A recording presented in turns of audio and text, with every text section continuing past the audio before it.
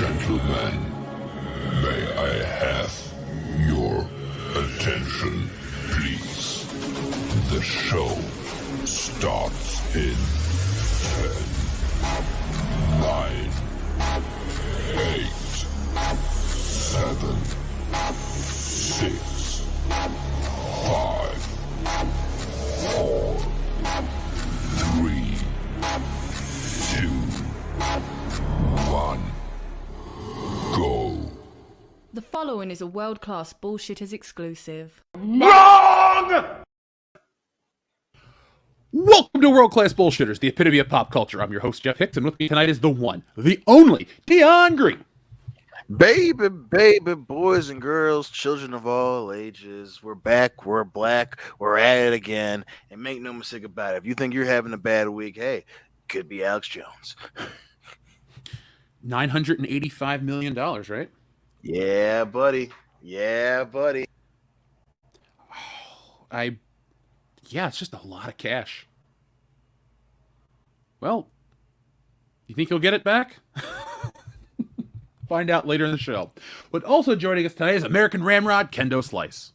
Yeah, he is the epitome of fuck around and find out. So, flap that dick licker long enough about goofy conspiracy shit, and that's what's going to happen. However, I may digress a little bit. I came to a realization today about something in a Star Wars movie I hadn't thought of up to this point. So I was talking to somebody today, and we were discussing, why I hate the sequel trilogy. And then the question was posited to me is, if the sequel trilogy is so bad, has it elevated the prequel trilogy for me?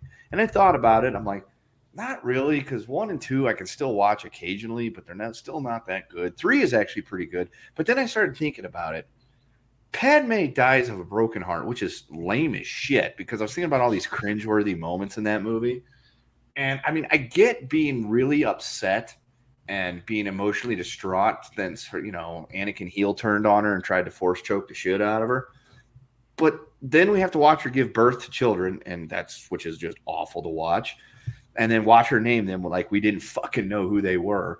But then she dies right afterwards, which makes me think, she had a lot to live for. She had to live for those newborn children and be their mother and all that stuff. But she just gives up because she's a selfish bitch. Yeah. She's more worried about how she feels and, my heart's broken because Anakin turned on me. Instead of, I got these 2 newborn babies, I got to look after them. They need me. Nah, I'm just going to die. I'm selfish. What a cunt. So now I hate that movie. Way of going about it, yeah. Well, hey, you know what? Hindsight is 20/20, and sometimes you watch a movie and you get new insight. It took me 15 years to come to that realization. That was a selfish dick move on her part to just be all so wrapped up in her own lost love of Anakin that she just gives up and just dies instead of taking care of her children. Yeah. That's I love the fucking lighthearted opening, you fucking Grinch. Dude, you must have read the script, because we're going to be talking about the Grinch in a little bit, Dion. Don't jump the gun. Now, folks, welcome into the real episode 328. Let's talk about a couple things real quick before we start the show. 1, where is last week's episode? Well, you had to catch it live or else YouTube took it down. That wasn't some kind of gimmick from us to try to get you to watch it live. No, because we showed a clip, they took it down. So that is where the episode lives. Nowhere. But did they say what clip got us? They just said WWE. I assume it was the one of the bulldog slapping the coffee cup or whatever out of Mongo's hand, because the buttons don't usually get too much. So that's what happened to last week's episode. And here I thought, under the new regime of the triple list of H's, that they would give some leeway. Vince wouldn't be out there fucking sniffing around on YouTube trying to copyright strike people because, he's a sad sack old man at this point. But apparently, Kevin Dunn still... And, I'm blaming that Bucky fucking Beaver for that. Folks, it's Kevin Dunn's fault. I would say go to Twitter. The problem is there's an actor named Kevin Dunn, and every time something happens with WWE, he catches a bunch of shit from wrestling fans that think that he's the other Kevin Dunn. So don't go blowing up Kevin Dunn on Twitter, because it's the wrong one. It's an actor. He's a nice guy. Seems. Yeah, it's the dad from Small Soldiers, if you don't know who Kevin Dunn is off the top of your head. So don't go after that Kevin Dunn. Just, get Bucky Beaver trending, and we'll know who you're talking about. We should go after that Kevin Dunn for one specific reason. To interview him for the channel? Yeah, because he's in our favorite low-key movie, Dave, the one we always talk about. Oh. Yeah, he's one of those character actors that you see him in a lot of stuff. You're like, I know who that guy is because he's in a lot of movies, but you don't exactly know his name. But I found him accidentally when Vince got fired a few months ago, and I was like looking for Kevin Dunn to see if Bucky Beaver was going to go down too, and I found that actor instead. I'm like, oh shit, there's two of them. I bet he catch it. Oh yeah, looking at his tweets. Oh sure, yep. He's getting a lot of shit from people. Well, don't feel too bad because even Google themselves make the mistake. So when you look up Kevin Dunn TV show and movies, you get rows and rows of shit like Hot Shots, The Sixth Man, The Bachelor, Snake Eyes, Mississippi Burning, and more. In Hot Shots too. Yeah, but when he's in Hot Shots because he's the good guy pilot that's with them. That was originally on the take and stopped being on the take. Fuck, I forgot that. I love that movie too. And when you scroll down to the bottom, under the second to last rows, you get the Best of Raw Volume 1 and the Rise and Fall of ECW. So unless there's some crossover, I think that's a mistake. Yeah, I'm pretty sure that's just Bucky Beaver. Motherfucker. So, folks, we talk about wrestling here a lot. Should. We could, we'll build that universe.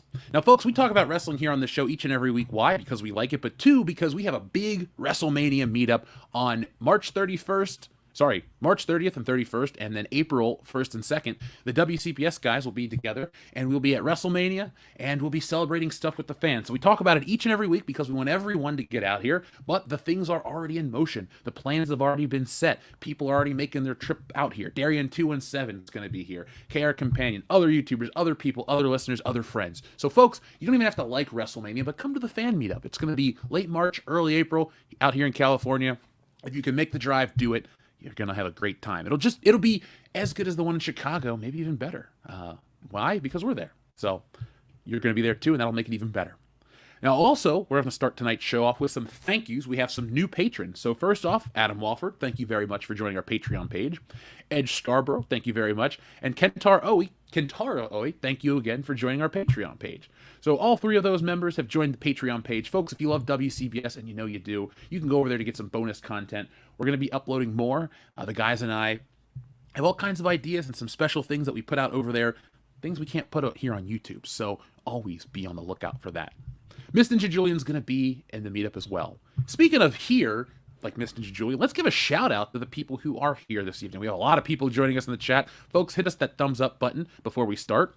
We have Goof R35, what is up? Shout out to Enrique Vasquez, Michelle O'Rourke Johansson, Alexander the Great, Xavier the God, Darian217.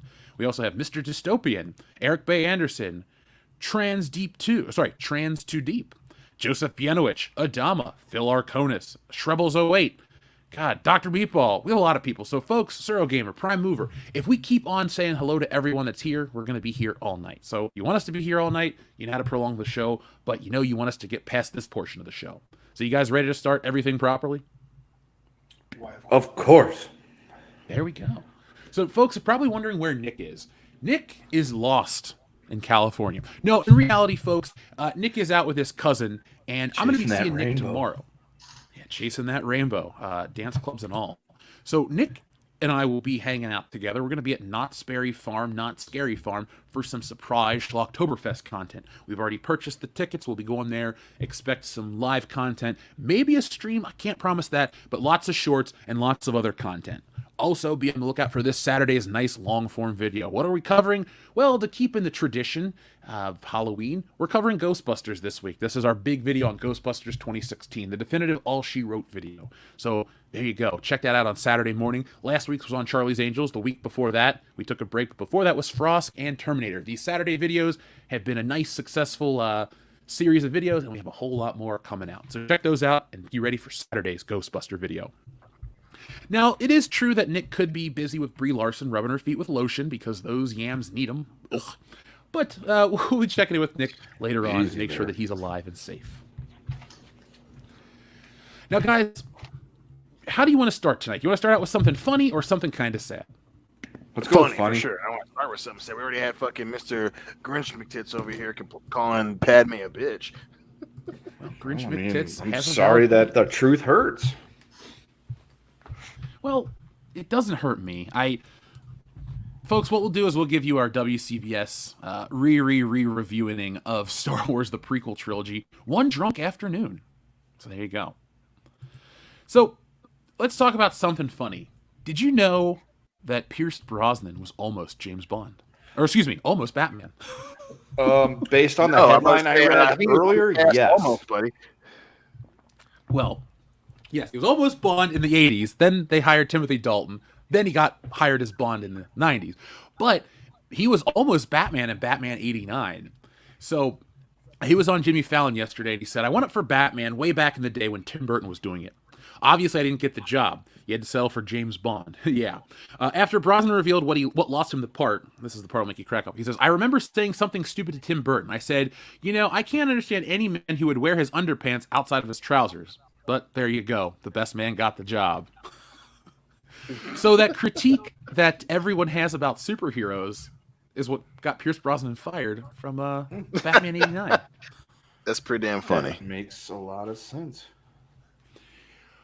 I'm really happy that Brosnan said what he said because one, Michael Keaton is the fucking man as Batman, and two, Pierce Brosnan's the fucking man as James Bond. So the universe has a way of working things out. Exactly. I'm not mad at all at the turnout. And hey, I guess you had to settle for James Bond. All damn, Pierce. All damn. Oh man, how will we survive? Well, a lot of this information is all about the hype for Black Adam, which, do you guys have any hype for Black Adam? Oh yeah, A little bit. no. I'm curious, but I'm not I'm not excited as I would be for a fucking, Anything else? Avengers or something, So we're going to talk about a spoiler because as of the show going live, something big happened. The end scenes of the movie leaked. But before we get into that, all the press and all the hype is starting surrounding Black Adam, which means positive press reviews. Are you guys surprised that another DC movie is getting praise from the critics before it comes out? Of course not. No, that's par for the course.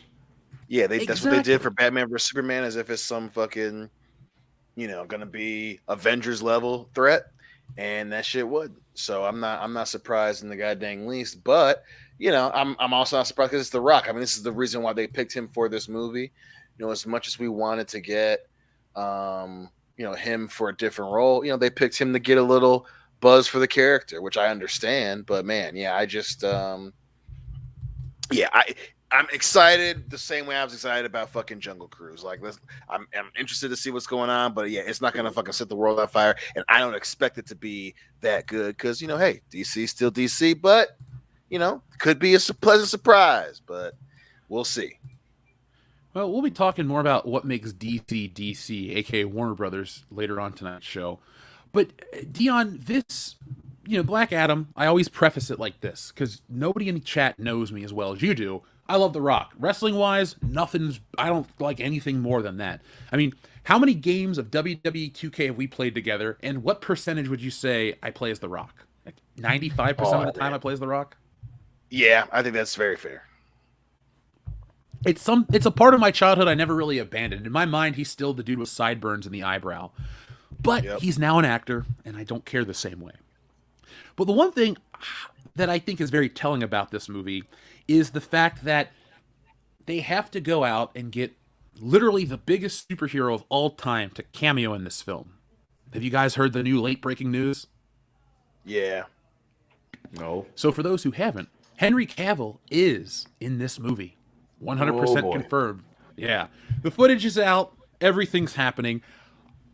I think this is just, I know you're trying to connect the universes, but is certain things are canceled, certain things are continued. I just still am confused with DC because one day I'm told there's no more Snyder films, but this is like adjacent to Snyder films and includes Henry Cavill Superman. So I'm sure, look, Cavill's a great actor to play Superman. I'm very happy. I just want the universe to be better and maybe for him to get a new suit. Yeah, it's that he needs a new suit. I mean, the Snyderverse suit, it just isn't a good Superman suit. But again, yeah, I'm with you. I 100% love Cavill as Superman, and we said this going into it. I was like, Superman's going to be in this. And as per the usual, hey, that's exactly what fucking happened. And because obviously they want to use this as the jumping off point for the universe, and this is why Cavill being in Black Adam is the same reason they're still going to fucking release Flashpoint.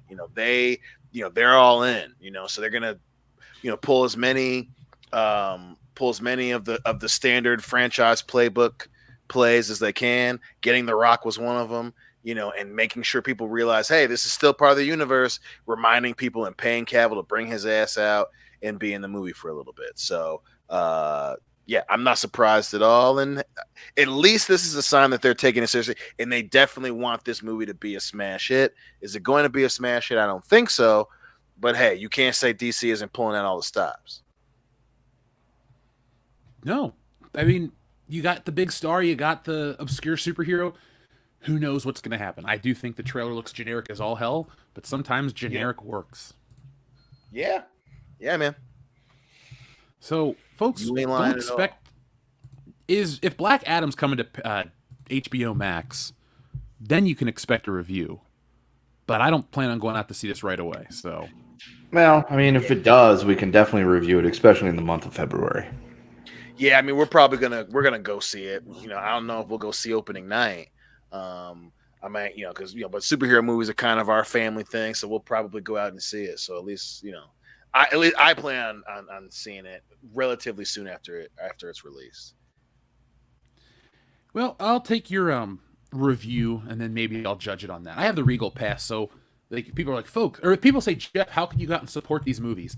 I pay 50 cents, like if I go see a movie, but if I don't see a movie, I still pay the monthly fee. So yeah, like, but that's a gray area for me. I don't know if I'm actually supporting or how I'm actually supporting these theaters, but the same amount of money is taken out of the account if I see a bunch of movies or not. So I'm torn there. So Dion, let's keep this train rolling. This will be shorter than last week. How was She-Hulk this week? We were fucking laughing about it. It was bad. The quickest thing ever is Marvel did to She-Hulk what CW did to the Carrie Diaries. Like this is what that show is supposed to be. This show is for fucking Twitter. They ended it in the funniest, most ridiculous, dumbass way. And if you ever, and I try not to be the guy that's like, hey, if you watch this thing, you are not a fan. This is the benchmark coming from me that if someone's like, yeah, man, I love She-Hulk, I'm like, oh, you're one of those fans. Because they want this to be fucking Ally McBeal, the Carrie Diaries. And that's what they made. And hey, this show clearly ain't for my black ass. So you just referenced the Sex and the City spinoff, correct?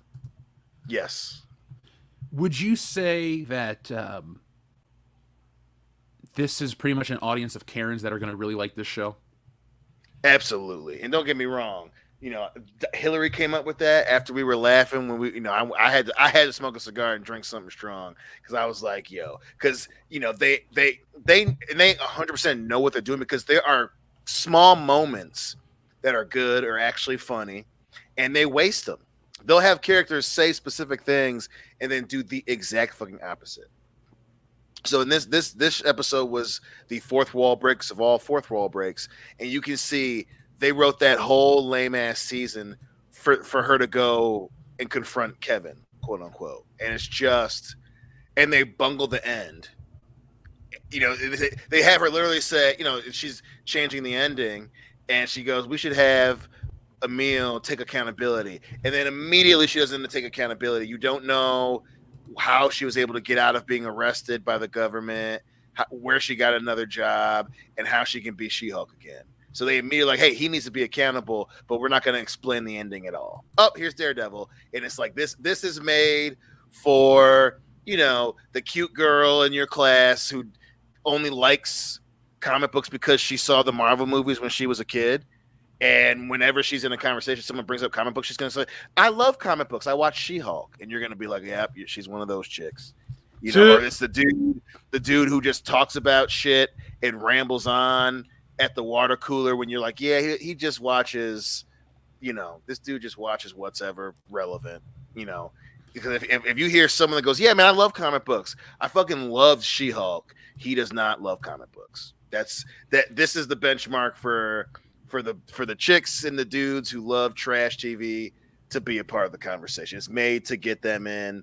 It's so lowbrow. They waste so many good things just for like a hey Twitter type of thing.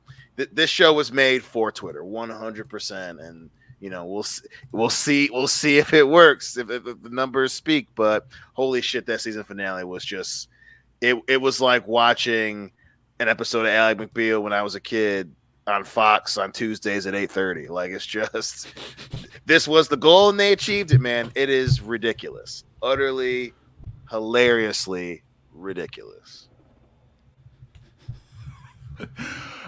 Let's play a little game, folks. In the chat, we're going to show you what the score for the audience was versus the critics' score.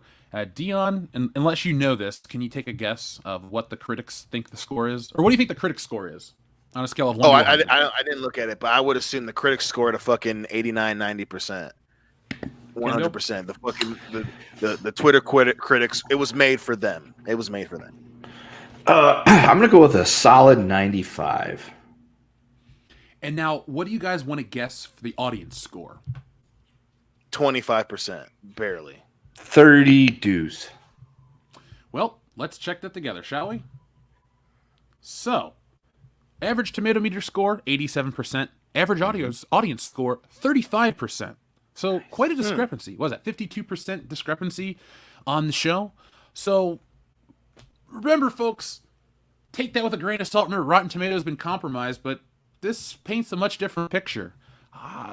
Now, remember, for all the people out there that want to go online and say, oh, the haters of She-Hulk, all you did is make me not watch it. And so, there you go. You took an eye off She-Hulk by not letting people, by trying to say positive reacts only. All right, well, if it's positive reacts only and I can't give an honest assessment, well, I'm an honest guy and I can't live my life any other way. And She-Hulk was clearly made for them, everyone, I mean, because I didn't I didn't read all of the stuff on Twitter this morning when I went to work, but you had people that are like, this is the best comic book show. And then immediately someone's like, yeah, if you like that season finale, you're not a comic book fan.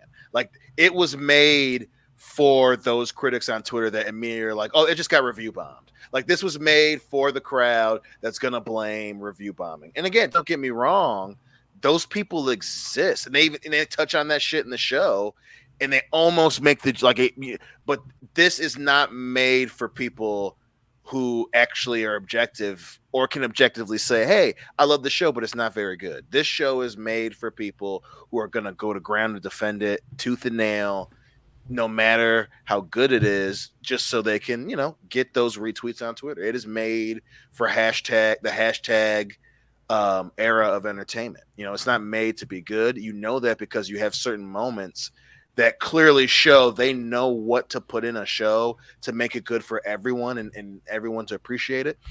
Even if they want to kind of be a little bit more on the, internet sensitive side of it, some of those jokes land, but they go so hard in the paint on this character that they eliminate what the comic book was about in order to try to seem as if, hey man, She-Hulk and women, we love them both, watch our show. Like, they legitimately sacrifice a good character to appease Twitter, man. And arguing it is one of those things where it's hilarious because it is everyone that loves She-Hulk is going to respond the exact same way, and it's hilariously bad. In 2 years when the shine wears off, they're going to be like, damn, that was pretty fucking bad. And all those people on Twitter are going to disappear. But it is not made. If you enjoy comic book stuff, this is not made for you. It's made for the casual fan who watched Grey's Anatomy. Dion, by the way, we're going to start using the hashtag era of entertainment around here on this channel. I like that phrase a lot. I actually wrote it down. So, boom, there you go, Good. folks. We lampoon the hashtag era of entertainment here on World Class Bullshitter. Tell a friend, tell two friends, and then they'll tell two friends, and they'll tell two friends, and so on. And I need to make that into a button. Damn, you know what's weird is that's an old reference from before any of us were born. I only know it from Wayne's World, and I bet most people today don't know what we're talking about. Right. Calgon? Not an ancient Chinese secret? I suppose not. Oh, now I want to watch Wayne's World too. I'll watch it tomorrow. It's a great movie. It is. It's not as good as the original, but damn it, it's up there. Damn Sorry, right. I just saw another clip of Henry Cavill in the Superman suit. It's the same one. It looks pretty cool. So we have a little problem with what you just said. That and They'll Tell Two Friends commercial came out in 1984. So sadly, I was alive when that happened. Wait, the Calgon ads from the 80s? What? The Calgon ads for and They'll Tell Two Friends, and They'll Tell Two Friends. And Oh, so yeah, on, sorry. and so Oh, on. okay. I'm mixing my Wayne's World references up. Sorry. Okay, yeah, no, the Calgon, the ancient Chinese. Hang on, let's see. That's from the 70s. Ancient Chinese secret. 1970s. I was not alive for that one. Yeah. Although this one said, 1982. Nope, still got me beat. That's okay. I was in utero at the time. Wayne's World's the best. I'm glad you were in utero. I was going to make a really shitty Nirvana joke, but never mind. I'm sorry. I'll see myself on the show. Come on now. I know, I'm embarrassed. Go drink some bleach. Ha! That's her first album. God damn it. Keep the Nirvana jokes going. That's what we should do. We should just make it a total like Nirvana and just like no, we shouldn't. Nobody's gonna fucking want to listen to that. Come as you are, That folks. sounds like it'd be a shot in the dark. That's Did an Kurt Ozzy have the lights song. off? Well, it wasn't a That's reference too to the dark. song. It was a reference to the way that he. Anyway, you get what I'm saying. You mean the way that Courtney Love shot him? Her boyfriend, but yes. Well, see, the thing is, people always say these things, but he was a genius. He was like Michelangelo. They both used their brains to paint the ceiling. I'm out. Damn. I will see myself home. There you That go. is spicy. That's a spicy one. Hey, Kendo. Did you hear who passed away this week? Angela Lansbury? Yeah. No one was surprised. Well, that's because she was like she old as 95. hell. But she had she was in some good shit. She was. Yeah. Come on, Murder, She Wrote was a fun show. Mm-hmm. What else was she in? Bed Knobs and Broomsticks, Beauty and the Beast, Mary Poppins Returns. I didn't see that movie. Ooh, she was the Manchurian Candidate. That was a question mark. What else was she in? Mary Poppins All sorts of Returns. stuff. Mr. Popper's Penguins, Mrs. Santa Claus, and more. So, The R.I.P. Afterlife, Angela as Lansbury. of a couple days ago. Yeah, she's the star of that. Well, her Well- and Andy Griffith, they're going to go sing a song together and dance, probably. Go whistle. Oh, yeah. Maybe Opie will get there one day. I mean, I'm not in any rush. Even though Solo's Star Wars story wasn't very good, Ron Howard's not that bad. It's even great director like Ron Howard can't do much when he's got fucking Renfield standing over his shoulder fucking directing him, because if he doesn't, he's going to go tell the boss. Yeah, well, Kathleen Kennedy knows what she's doing. She's made all these great films, like, and that one that came out last year. You guys Yeah, remember the those, one right? with that guy. Yeah, Navy SEALs. Could you imagine if Kathleen Kennedy directed Navy SEALs starring I Charlie laughed Sheen? my ass off. What would you rather watch right now? Gun to your head, Navy SEAls or Under Siege? Oh, Under Siege. I love Navy SEALs. Yeah, but definitely Under Siege. I like wacky and crazy Tommy Lee Jones just jumping around screaming and shit. We got on the High Council this week. We got off into like an hour-long tangent about patriotic movies and Stallone and all this shit, and we looked into it. The most patriotic movies that come out are always the number one of the year. Top Gun is the number one of its year. Independence Day is the number one of its year. Top Gun 2.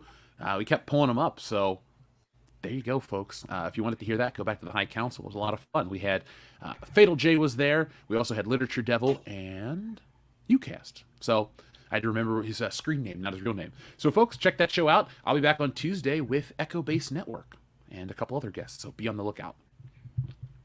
Now, guys, before we go into more of this show, let's check in with the audience to keep this this train rolling. You guys ready?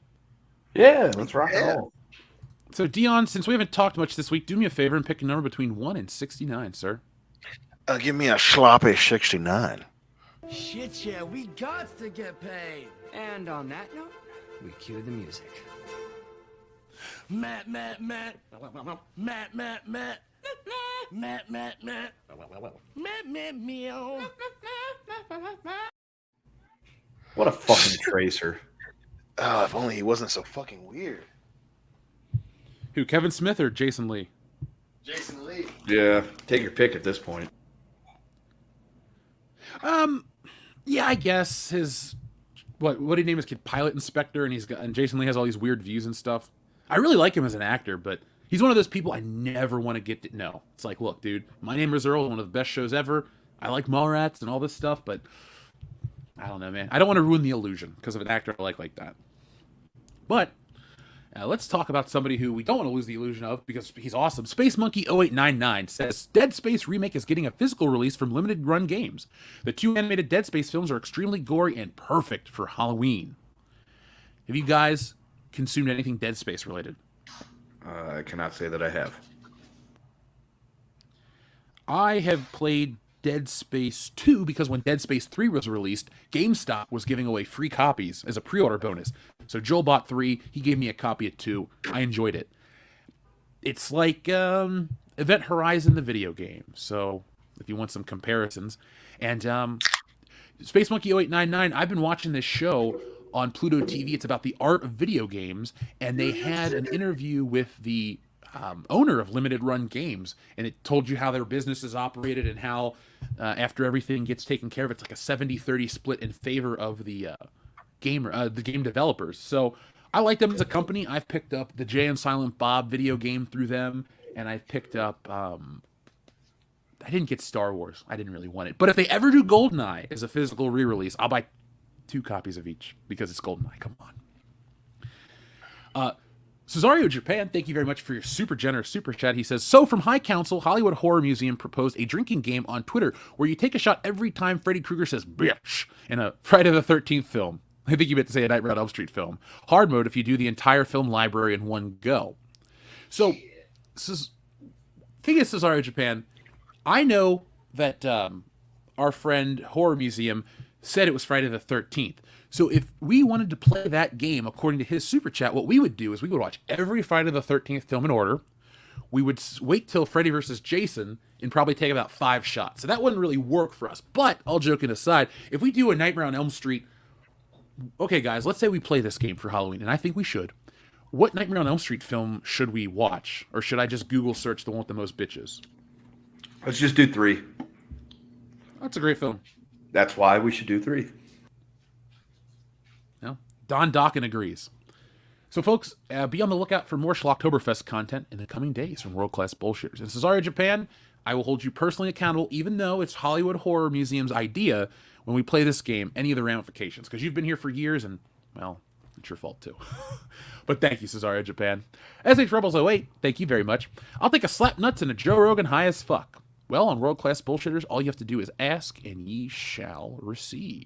All I got to do is figure out which where it is. Imagine if you gave a white supremacist 5 MEO DMT, and then as the first one, as they're exhaling, Yeah. Yeah. Yeah. what a rush!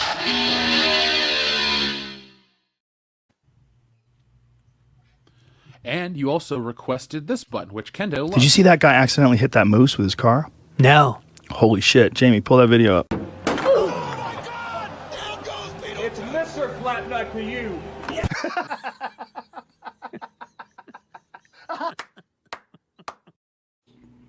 I do enjoy Shalon's call on that one. I do too. Oh my god, I don't know. Dude, Tony Schiavone is I'm glad he got rehired for AEW. AEW may not be delivering on every level, but it got Tony Schiavone back in the spotlight. True story. I feel like he gets unjustly shit upon. You know what's nice is the podcast he does with Conrad really served as a nice journey to his comeback, because you could hear him at his lowest and now where he is now, and he seems like a decent dude, so I'm kind of glad he's got shit going for him. Yeah, and that was one of the few concasts I can still listen to.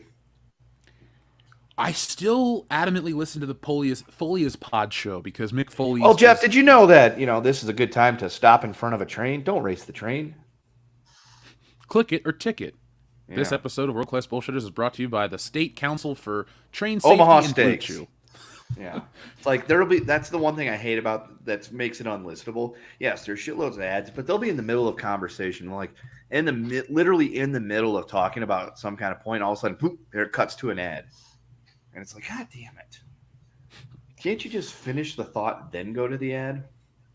No, because they They got to keep you hooked. They got to keep you hooked. I blame their producers. God damn it, Dave Silva. Yeah, fucker. Get back to our email, by the way. Just putting that out there. So, Scrib by Steak, the way to listen to last week's episode, as well as anything that gets taken down from YouTube, we're on iTunes, we're on Stitcher, we're on Podbean. Just Google us, get the podcast that way. That goes up after this goes live. So, if you miss out, we don't take stuff down to be funny or cool, like I said. YouTube just said, hey, guys, you used a clip. We're taking your show away. So, sorry. But that is the way to watch it. So, up next, we have one from our friend Enrique. He says, "Hail WCBS. Nick now loves California, that he's going to move here with avocado toast and hates the sand people." What's the sand people? Yeah. I heard that since Nicky's has been spending so much time in California that he butt chugged some avocado toast. I can't confirm nor deny said rumor, though. I won't deny it. That's a hell of a reference, butt chugging. Well, you know, Nick loves that avocado toast. You got to get it in both endings. Yeah. What's the Damn. fastest way to get it to absorb to a system? Butt chugging. Hey, look, we don't kink shame here on World Class Bullshitters, especially one Not of at our all. own. So, Especially when folks, you're into if you're butt into- chugging avocado toast. Look, so was Randy Marsh. Yeah, that's Well, he's true. into- Does butt chugging also equal the negative repercussions where you shit out of your mouth? Ask Nick when he gets back. Yeah. Okay. I'll ask him tomorrow. Folks, join us for some shorts and some other YouTube stuff live from Not Scary Farm. Nick will be annihilated. Make sure to send in your chats about Nick's, new hobby, including butt chugging avocado toast. Sorry, Nick. This is what happens when you're not here, buddy. Yep. Darian217 says, "It dies tonight. We looking forward to how are we looking forward to Halloween Ends?" Oh boy. We're not. Nope. We'll have a review. We'll have a drunk party and everything. But yeah, we're not looking forward to it. I've been hearing reviews for it. Some people are calling it the worst of the trilogy. I don't know That's how not you a can high do bar, worse though. than Halloween Kills. That movie fucking blew. Well, we'll find out tomorrow, folks, because we're watching it live on the channel. Well, hold on. No, Kendo, we had to make. Didn't you hear what I said? No. Nick and I will be at Knott's Berry Farm. Okay, so you're going to the Knoxville farm to watch the movie, right? No, thankfully they're not going to be showing the Halloween film at Knott's Berry Farm. Well, this just ruins my entire Friday night. You mean you've been spared watching Michael Myers fight Laurie Strode for the 9th time? Yeah, but I got to hang out with you guys, so I was kind of looking forward to it. You know what we'll do is we'll video call you, okay? You'll be on the video call for Just not the 15 more. same. How is it not the same? You'd be on a phone call, technically. I an hate internet phone talking call. on the phone. Then answer the call on your computer. Yeah, it's still the same thing. See, because there's one thing I hate doing, it's talking on the phone. And the second thing I hate doing is video calling on the phone, because then the people can see that I'm not paying attention to them. Well, that's why my camera is always off here on the show, because nobody really needs to see me just, sleeping the whole time. I'm joking. I don't sleep the whole time. Fuck, I love this show. I do too. Freddie Delgado, we did a Halloween meetup at Universal Horror Nights already. That was 2 weeks ago, beginning of September. So if you're be on the lookout for that, folks. We have some content. We have some shorts in the channel. Darian217, thank you very much. Xavier to God asks, do you guys prefer Batman in suit or armor? I'll go with... I love the suit, but I like the armor because that means that some shit's about to go down, But I love the armored bat suit. Excuse me. It makes sense for Batman to wear a suit of armor to go out and fight criminals, but I think it looks better on the page when he just wears the gray suit. Kendo, any preference? Boop, boop, boop, All right. bop, beep, beep. So, a few more before we get back to you guys before we get back to our topics. TLJ Screwjob asks, real question, was Cavill scene leaked or leaked? Well, TLJ Screwjob, IGN has an article talking about how The Rock has been leaking all the Black Adam stuff, and I wouldn't put it above them or past them, excuse me, to leak all of these scenes because, again, I know I'm not trying to self-aggrandize, but when somebody like me who really, really likes The Rock is going, I'm going to pass on this movie, even though I like superheroes and draw comic books and all this stuff. By the way, folks, I forgot to say this at the beginning of the show. We are in the final 9 days of the Tits and Art campaign, so be on the lookout. We keep passing our goals. We're now 621% of the way to our goal, but the book closes out and then it'll go away forever. So and our next 19 backers will be unlocking the next 60 sticker, and then after that, well, the sky's the limit. And just so everyone knows, I'll be taking that to print even before the campaign ends, so I can get that to you on time. But that means I wanted to make sure that the Terminator cover could be unlocked. So if you have backed Tits and Art and you wanted to get the Terminator cover, well, it is available now. That way I can get everything printed, shipped out, and to you this holiday season. I have more of the art to be sharing in the coming days. A lot of the book I haven't shared. If you think it's just pinups of beautiful women, well, there's a little more than that. Remember, Tits and Art is tits and art. So I have some really cool surprising pieces coming. I've been working with painters. I've been working with people around the world. I've been developing new styles myself, and I have some fun callbacks as well. But the theme, beautiful, beautiful women. So if you like beautiful women, you like comics, you like games, you like horror, you like sci-fi, fantasy, and art, then Tits and Art is for you. It's a big book. It's only $20 because I'm aware of how tough things are right now. So go grab yourselves a copy and enjoy the sexiest book of the holiday season. Thank you to Dr. Coffin Nails, who's dropped the link in the chat. So, up next, we have one from our friend Ninja Lawyer Steve, who says, Hey Dion, it's a beautiful day. You want to go fishing with me? And by that I mean Albert fishing. Ooh, that's a deep cut reference. yeah, it makes me hungry, though. You feel like frying some Albert fish? That is that might be the grossest serial killer documentary I ever watched, because it had his... Pleasant. No. For those watching Dahmer, Albert Fish's documentary is a lot more difficult to get through. I believe it has his diary in that documentary that talks about what things taste like, and they talk about it. So, yeah, it's disgusting. That motherfucker was crazy. Yeah. So, TLJ Screwjob, Ninja Lawyer Steve, thank you very much. Xavier to God, you know what? We're going to wait. We're going to go right there. We'll use that as a jumping off point for the next one because he has a fuck, marry, kill. And, of course, we're going to read that and have fun. But we have some other topics to cover tonight, including this, something that we covered a few weeks back that turned out to be true. It looks like Harrison Ford's going to be in a Marvel movie, Dion.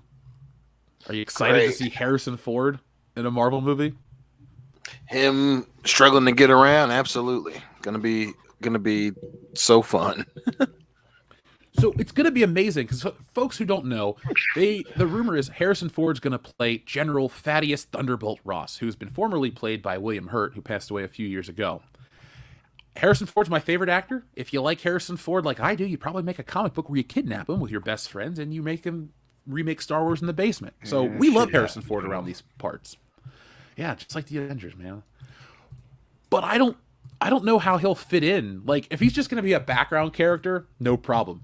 But eventually, Thunderbolt Ross becomes the Red Hulk, and they're making a film called The Thunderbolts. So, it looks like Harrison Ford is going to be a big part of this show. Or wait, is The Thunderbolts a movie? Excuse me. A big part of this. Is this a power move or a desperation move? I mean, it's a power move. I think, again, this is Marvel's right where Marvel wants to be, where they can just put out, just a high quantity of stuff and not exactly a high quality of stuff. And you want to be able to get recognizable names and those things to get people to watch them. So I think right now, they're able to do it and they can afford to do it. So they're going to just, they're just going to keep doing shit like this, no matter how, I guess for lack of a better phrase, how mediocre at best a lot of the shit's going to be. And, hey, they want to get eyes to Disney Plus now. They're just trying to get asses in seats now, not very much using the asses that they have on the show. And, they're going to waste them and it's going to be pretty fucking generic and boom, it'll be Thunderbolts, more Marvel stuff. Woo! I'm so excited. Paramilitary bullshit with superheroes I kind of care about. We'll see, dude.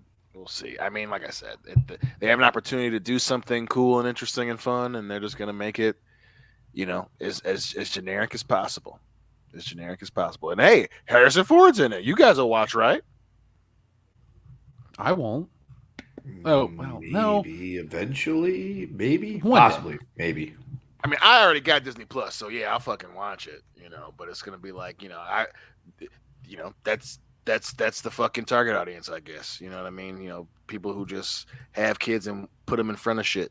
So, everybody else that if people that have to decide if I want to spend money on this streaming service, they're hoping that you'll be like, oh shit, Harrison Ford is in Thunderbolts. Let me pay for Disney Plus to watch that shit. No, people probably.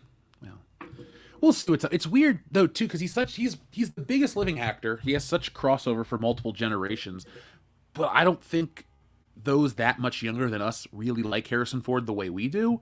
And so, for as much as Marvel wants to really curate its audience, they want people that are very supportive of She-Hulk and these other shows. I don't think those type of people that they want to like She-Hulk and shit like that are Harrison Ford fans to the point where they're going to come out to see this movie. So it's just another situation of, well, maybe you should pay attention to your branding and your audience instead of, the internet. Well, even then, it's more calculated than that. They want, She-Hulk is made for the fucking, the young Twitter user. So, you going after Harrison Ford, even in that sense, do they fucking watch stuff because it's Harrison Ford? It's trying to be the owner and purveyor of all these different types of shows with different people who are popular, who used to be popular in them, just seems to be the game plan. And the people who are halfway into She-Hulk for 9 episodes aren't going to stick around because they're not, they didn't watch fucking Air Force One. You know what I'm saying? Like, they might be Indiana Jones fans. Maybe it hasn't been good in over a decade. So it's just, they're just throwing things at the fucking wall to see what sticks. And it's like, we'll make a show for Twitter. And Harrison Ford's still around and kind of doing movies again. Let's just put him in fucking something, So it's just this calculated, let's just get as much people as we can based on trends and names instead of actually making the shit good. How does he get injured making this movie? Or sitting down. What does he get? Okay, so he sits down, but what? He breaks his tailbone? Okay. Yep. Well, Kendo, what's your guess on how Harrison Ford injures himself? I think he tries to do his own little slight action scene, which just involves him like jumping from like one spot to the next and breaks a foot. Or, twists an ankle. He's old and bones get brittle and shit. We have footage of Harrison Ford on the set of the new Marvel movie right here.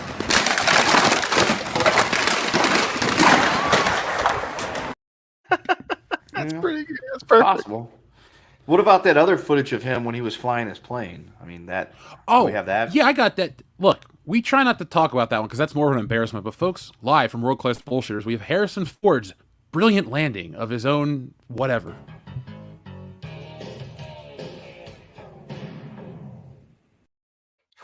I feel bad laughing at that every fucking time. It is funny though. Why? He ejects. He avoided the canopy. He's safe.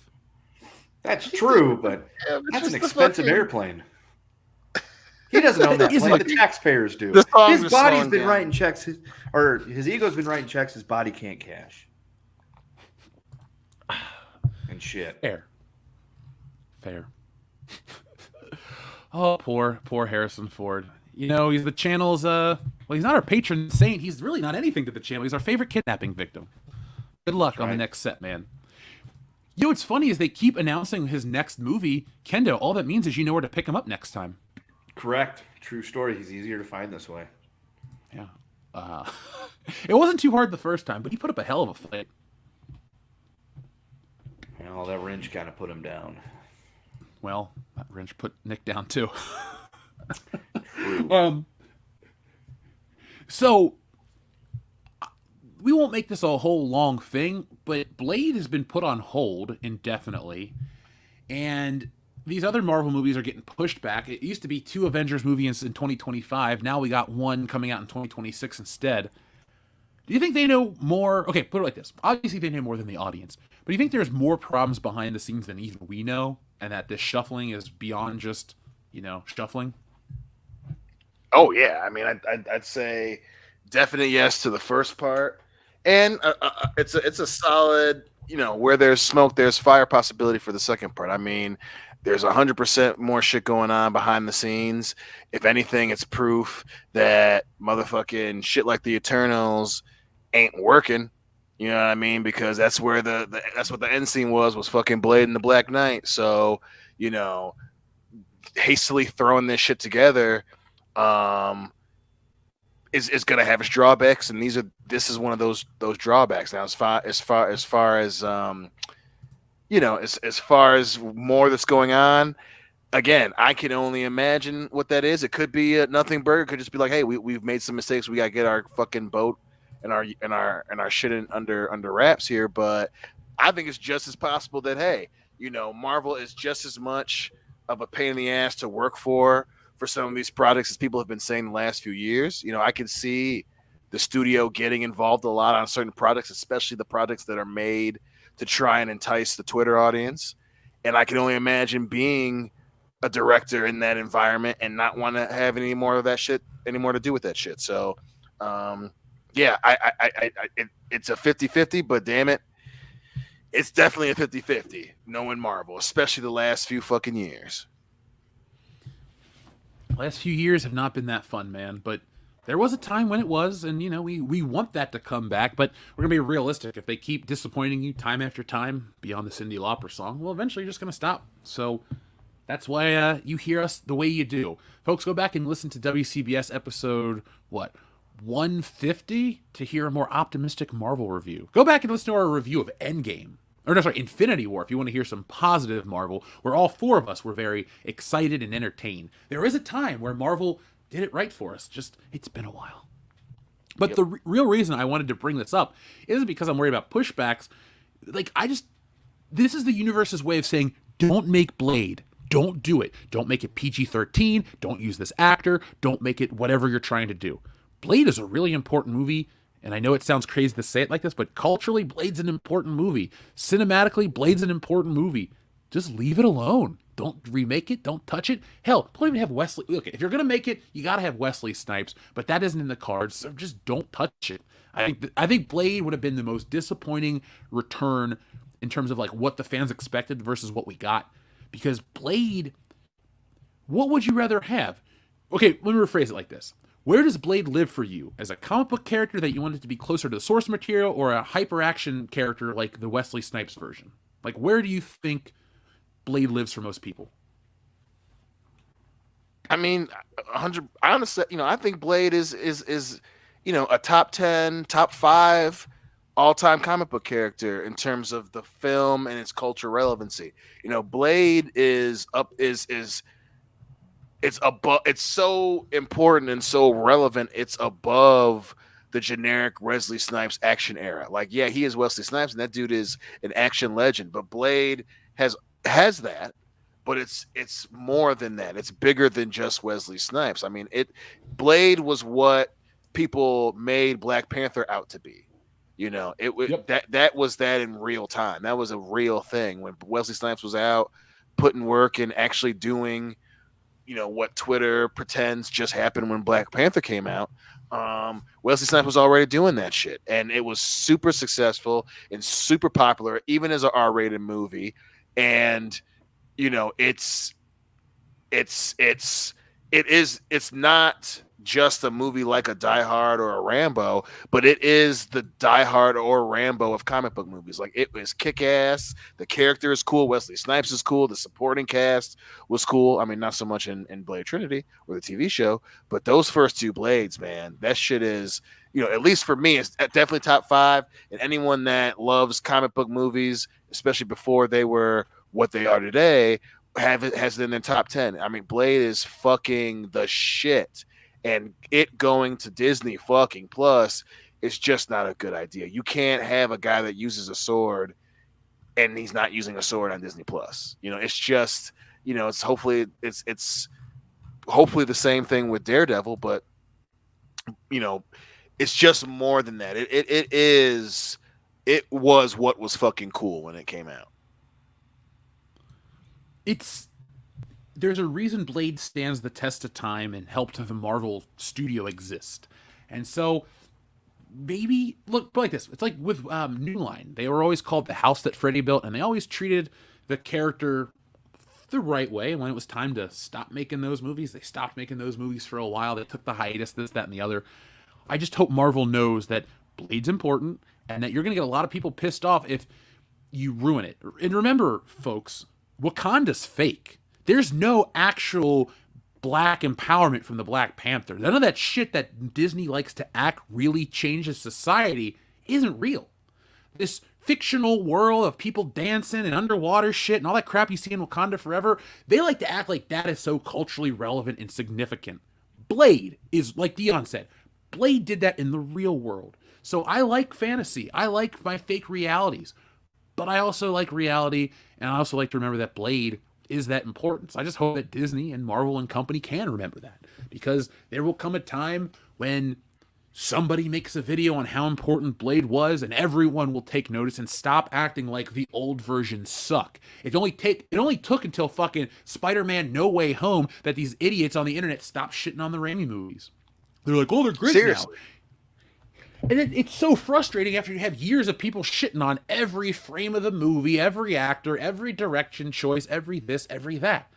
These movies don't need to go through the ringer. Some of them are the classics for a reason. And the first two Spider-Mans, the first two Blades, the first two Superman films, all classics. Just because Henry Cavill plays Superman doesn't give you or anyone the right to shit on Christopher Reeve.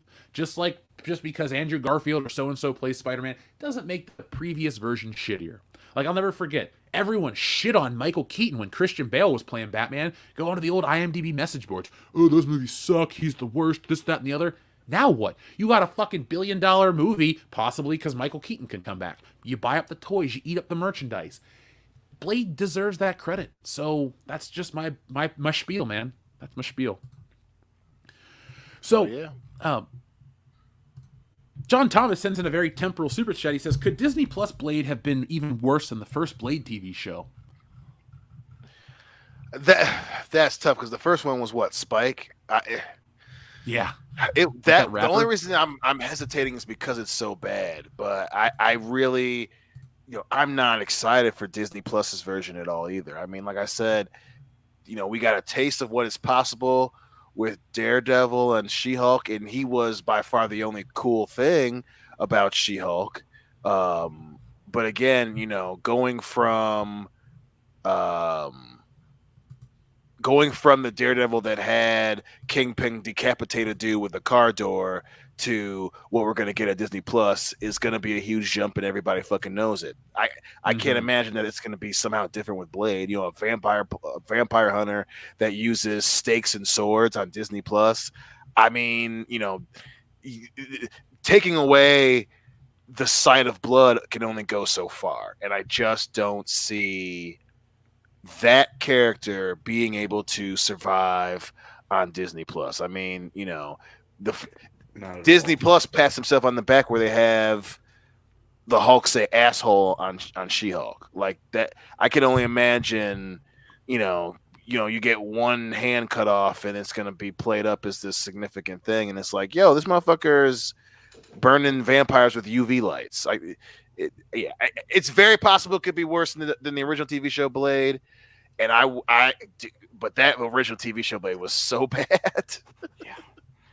I can't see it surviving in the PG-13 at heart, at the worst world of Disney Plus. Yeah, Disney Plus is where superheroes go to die, folks. It's not where they go to live on forever.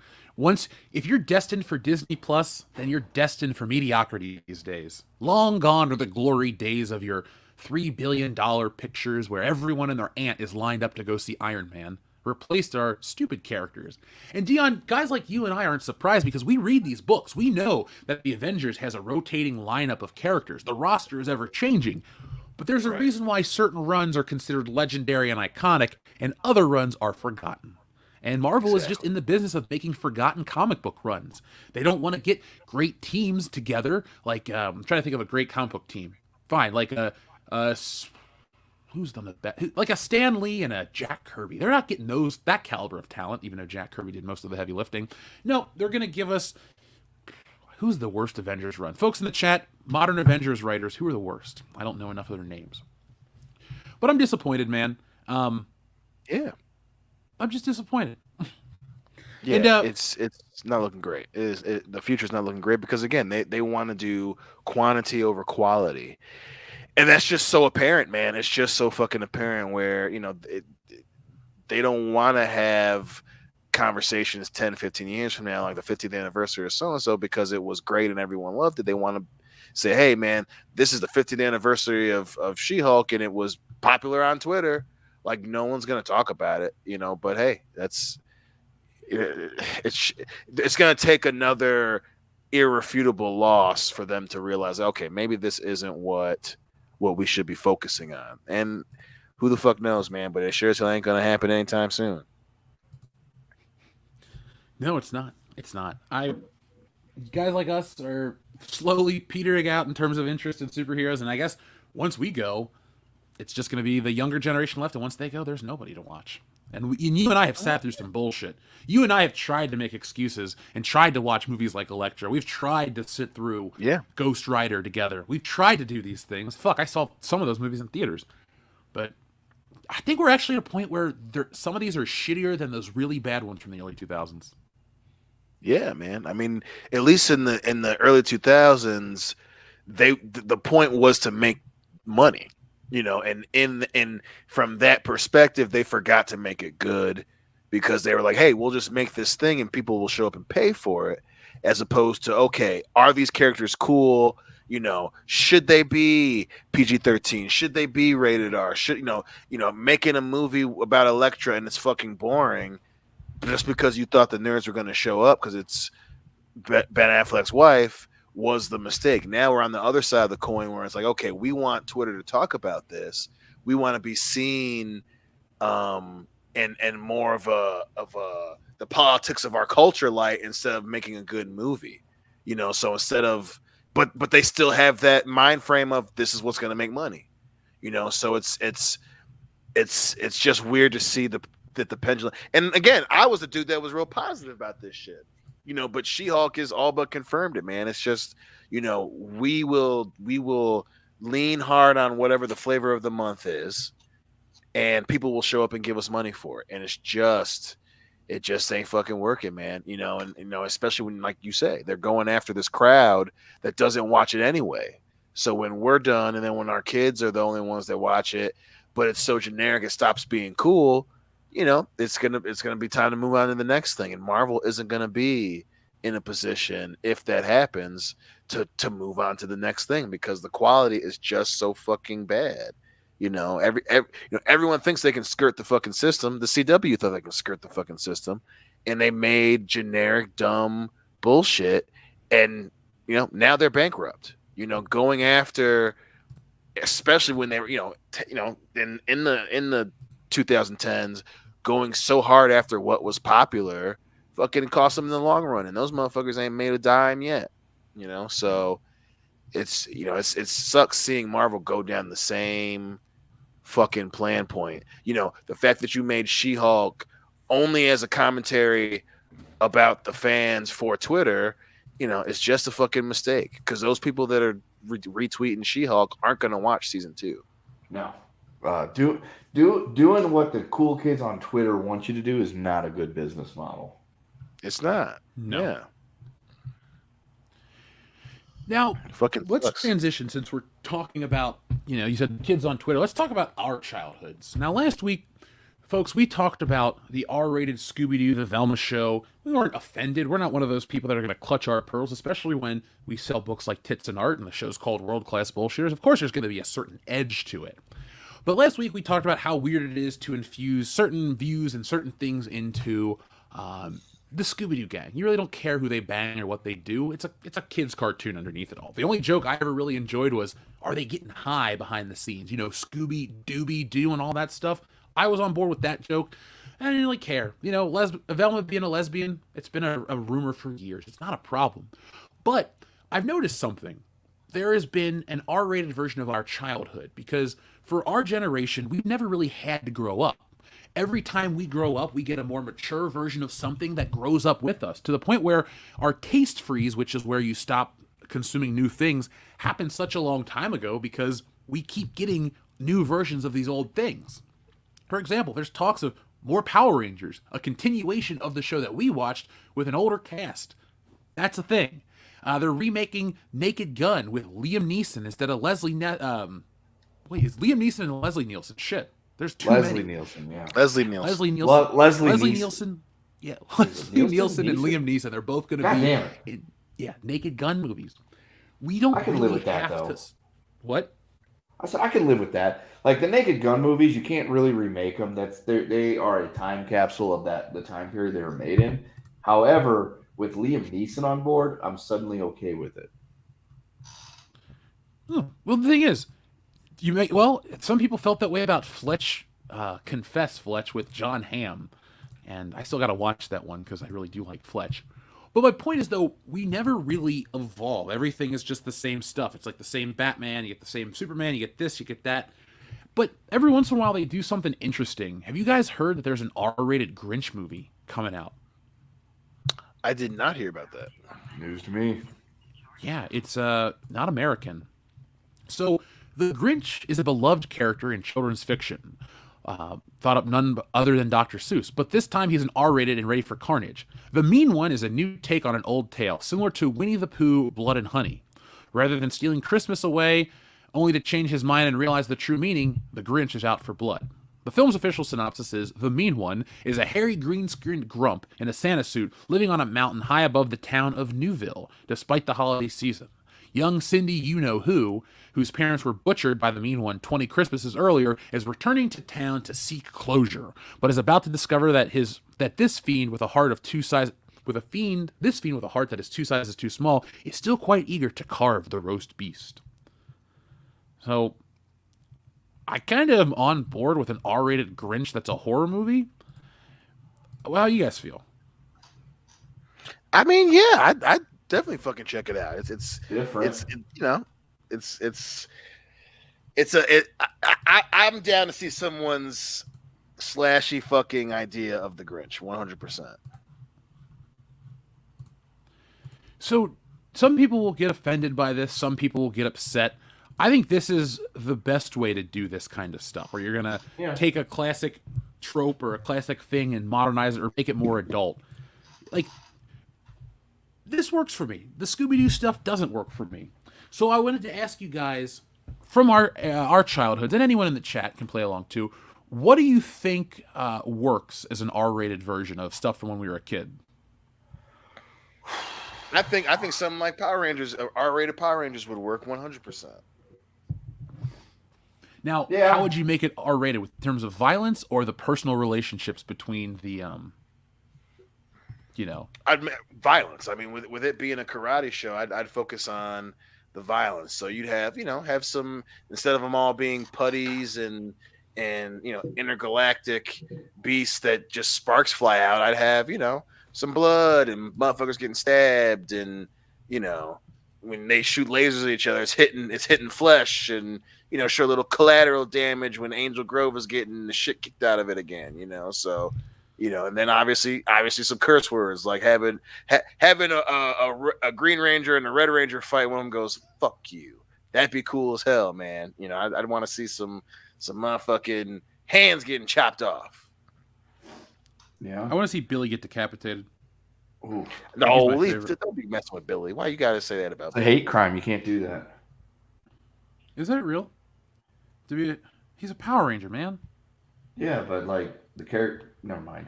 I'm fucking with you, man. The actor is gay, not the character. Yeah, Billy had a girlfriend, Marge. Yeah. Large Marge? Did she send him?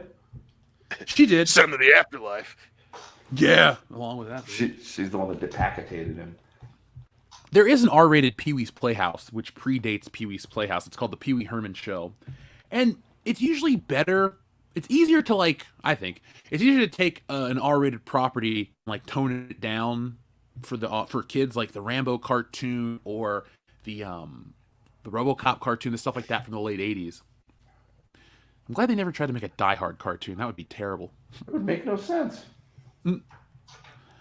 But So another property that would actually work. So if you want to turn something that from the childhood that's an R-rated, just take the Ninja Turtles, but do what they originally were in the comic books, because that was essentially a extremely bloody, violent comic book. So just do that, and then you got an R-rated, comic book. Just keep fucking Michael Bay away from it. Well, now you got Seth Rogen. Dude, don't remind me. No, I won't anymore. I'm not going to watch that show. Now, Superfan Adam Shawhan suggests an R-rated G.I. Joe. That would work. That sounds awesome, actually. Yeah. Instead of shooting pew-pew lasers, they're actually fucking gunning people down and fucking killing them and stuff, dude. That's what I did with my G.I. Joes. I made little G.I. Joe body bags and shit. Listen, an R-rated G.I. Joe would have made him more money than the ones they made with Channing Tatum and The Rock. I'll tell you that shit right now. That's a fucking true story. Wait, Joseph Gordon-Levitt wasn't a draw for you? Not in that role. Yeah, you can call me Commander. I actually would love to watch R-rated G.I. Joe, but what I would want out of it, though, is not to make it more like the movie, but just an R-rated version. Have a little bit of the absurdity of the No, hold on. Like, keep those characters and, let their motives be whatever, true to the show. But I just want to see, the most over-the-top, Cobra invasions, where it's just like in fucking Hot Shots Part 2, where they have the Rambo body count when they're doing the parody. I want to see G.I. Joe take down Cobra with that kind of body count. Lasers, explosions, Scarlet. Dude, have what's-her-face, the Baroness, be like, I don't know, she loses her glasses and then her shirt or something. Who knows? It's R-rated. We're going all out. In that order. Yeah, she'll be like Velma. Oh, no, my glasses. Oh, no, my shirt. Oh, no. There goes the Cobra. I'm down with that. But, an R-rated Masters of the Universe, says Frankie. What do you guys think about R-rated He-Man? I mean, it can't be any worse than what Kevin Smith would look too much like a porno. And that's a problem for you? I mean, not a problem, but I'm like, I can just watch the He-Man porno now, and actually see a fucking money shot. Would be the first time. Would you say, hey, what's going on? He has the power in his dick. Yeah. I mean, look, an R-rated Masters of the Universe is just Conan the Barbarian, so. How about, it would be weird but awesome, probably an R-rated X-Men movie. That would really work well. Oh yeah. Actually see some blood, younger Wolverine, instead of just having Logan as our R-rated X-Men movie. That'd be fun as fuck. See a bloody ass fight between Sabretooth and Wolverine. Ooh, doggy. You can finally find out the mystery of the universe of what would happen if somebody banged Rogue.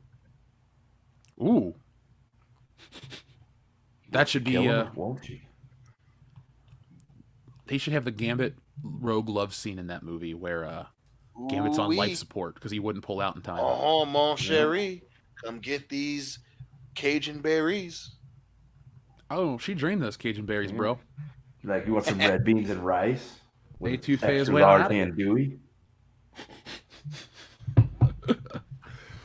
Oh, Kendra, are you thinking about our trip to New Orleans now?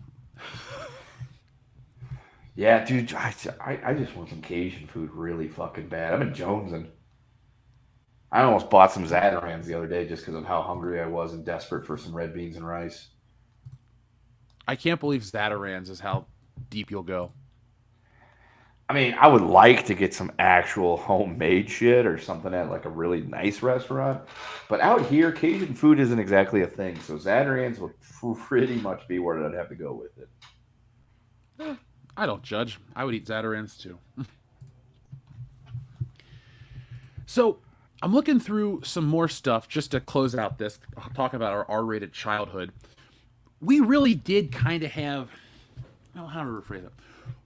I guess us and, slightly older, we just kind of had access to the kids stuff as well as the R-rated stuff, and it really wasn't a big deal. But I guess everything really, tightened up and, buttoned up is what I should say, in the 90s to the point where, or the late 90s and early 2000s, to the point where everything's so sanitized and effectively ruined. So I'm trying to think if there's any shows from our childhood that would make a mockery of being R-rated, but also really fucking funny, like the Captain Planet spoof with Don Cheadle. Yeah. Yeah. Oh, here's what I'd actually like to see. An R-rated Ed, Edd n Eddy movie about 3 kids that just shit-talk each other constantly. And then, you know, the assholes in the neighborhood. I think that one would actually... South Park? Live action and not South Park. Oh, okay. I dig it. I absolutely would dig that. And then, you know, you have subtle hints that they're in purgatory. Yeah, honestly, the movie should just end with them all being dead. Like, oh, it's all the fever. No, it's the fucking coma dream of one of the Eds after he got beat up on the playground. How's that for a dark twist? Yeah. It was It's all a darker version of the Step Brothers. Yeah. As he lies there dying. That's not Dildo back. No, while we're on this topic too, did you hear we're about to lose another institution of our childhoods? No. The Cartoon Network is going away, guys.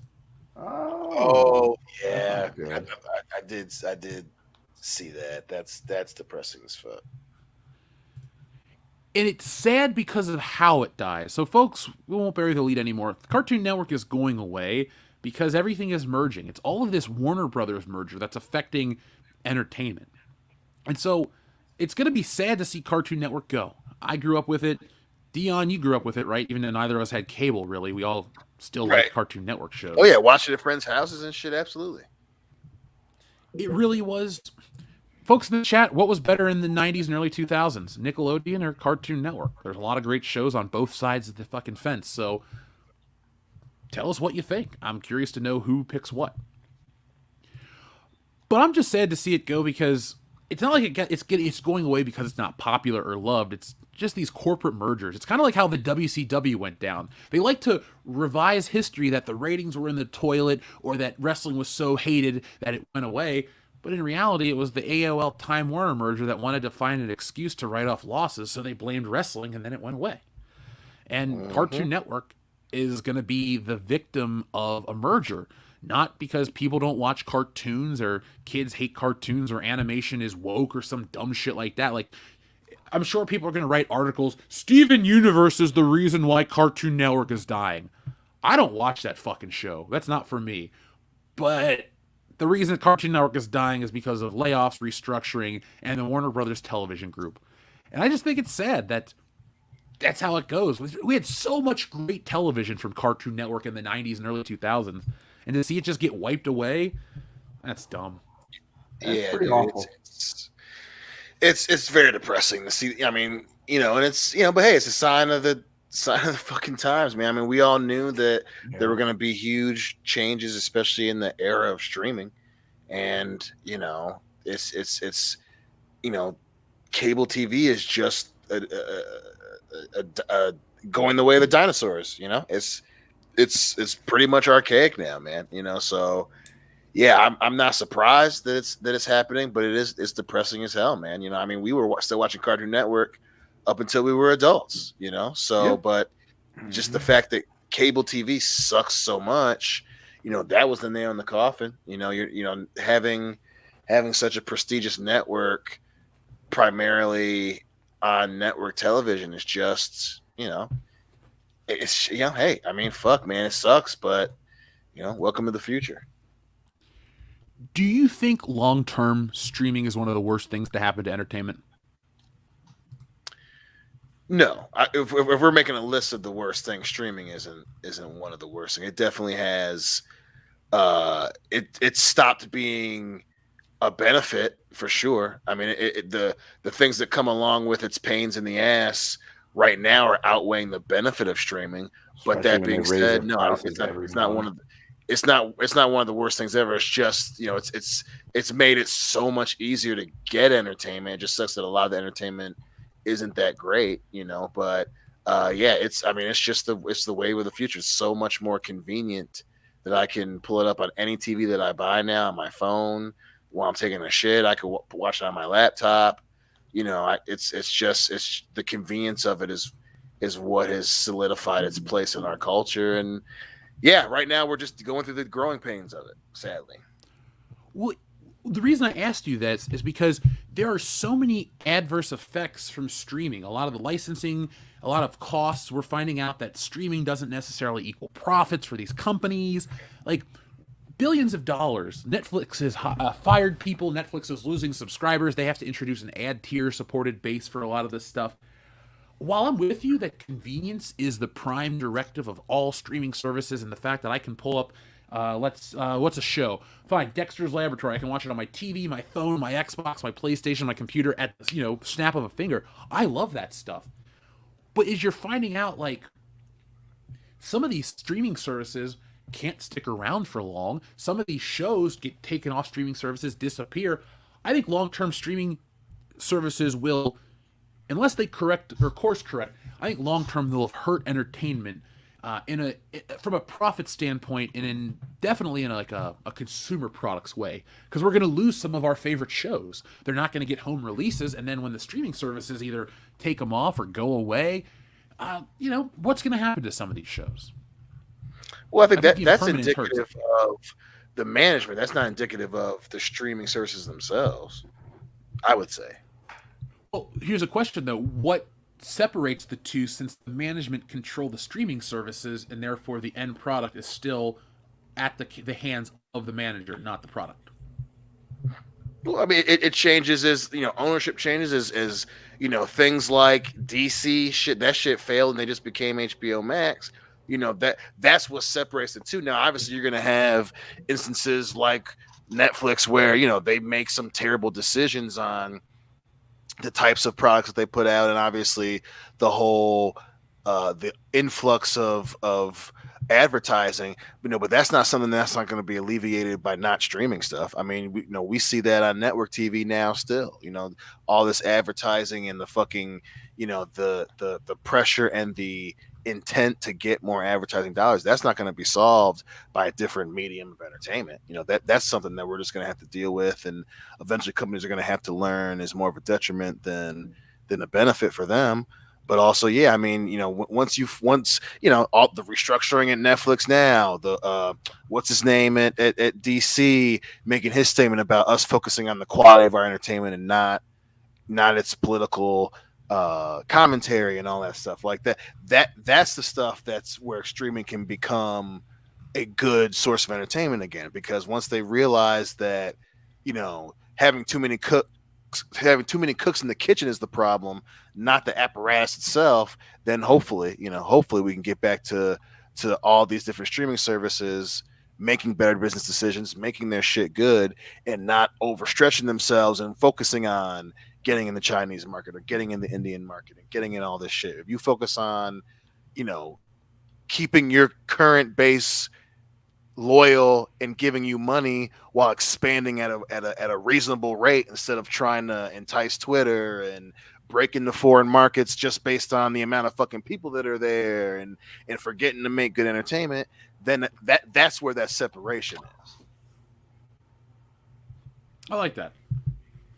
See, folks, we have the hard-hitting conversations here on World Class Bullshitters. Besides the buttons and the dick kicks, no one's ever been kicked on the dick on this show. Well, we can find a dick kick button. That would be hilarious. We'll get one, folks. Send us dick kick buttons. Actually, folks, send us ideas for some buttons too. I wanted to do one of the TwitchCon. Have you guys seen the video of that woman who jumps and breaks her back and stuff into the foam pit? Yeah, fucking VidCon. Yeah. No, but could you show it here? Yeah, let me pull it up, because you know what I wanted to do. It's not graphic. It's on YouTube. It's not like I'm going to show anything messed up. But I did want to I wanted to splice it when she jumps in and breaks her butt or ass. I wanted to have it spliced with Nia Jax going, "My hole!" But I didn't have time to do that this week, so. God damn. And WWE's a PG show. Yep. Yeah. My hole. God, that's so fucking stupid. All right, you guys ready for this? Hell yeah. Oh, yeah. Let me pull it up, because YouTube Shorts are annoying on your computer. So here, let me share that real quick. Here we go, folks. We're not watching Pokemon together. We're watching this. Oh my god! Big Sip Throne. Great victory. Take it out. Get up, I broke me ass.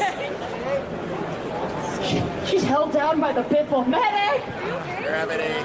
No, she's fine. No, she's fine. She broke her back in 2 places. Oof. She has a rod in her tailbone now or something. Well, It's not the she's first had many time. rods in her tail before, dude. That's very true too. Is it wrong that even though she was injured, everybody just wants to make porn star dick jokes about her? No. Yeah, that's kind of fucked up. But Hey, you do something stupid to hurt yourself, no sympathy.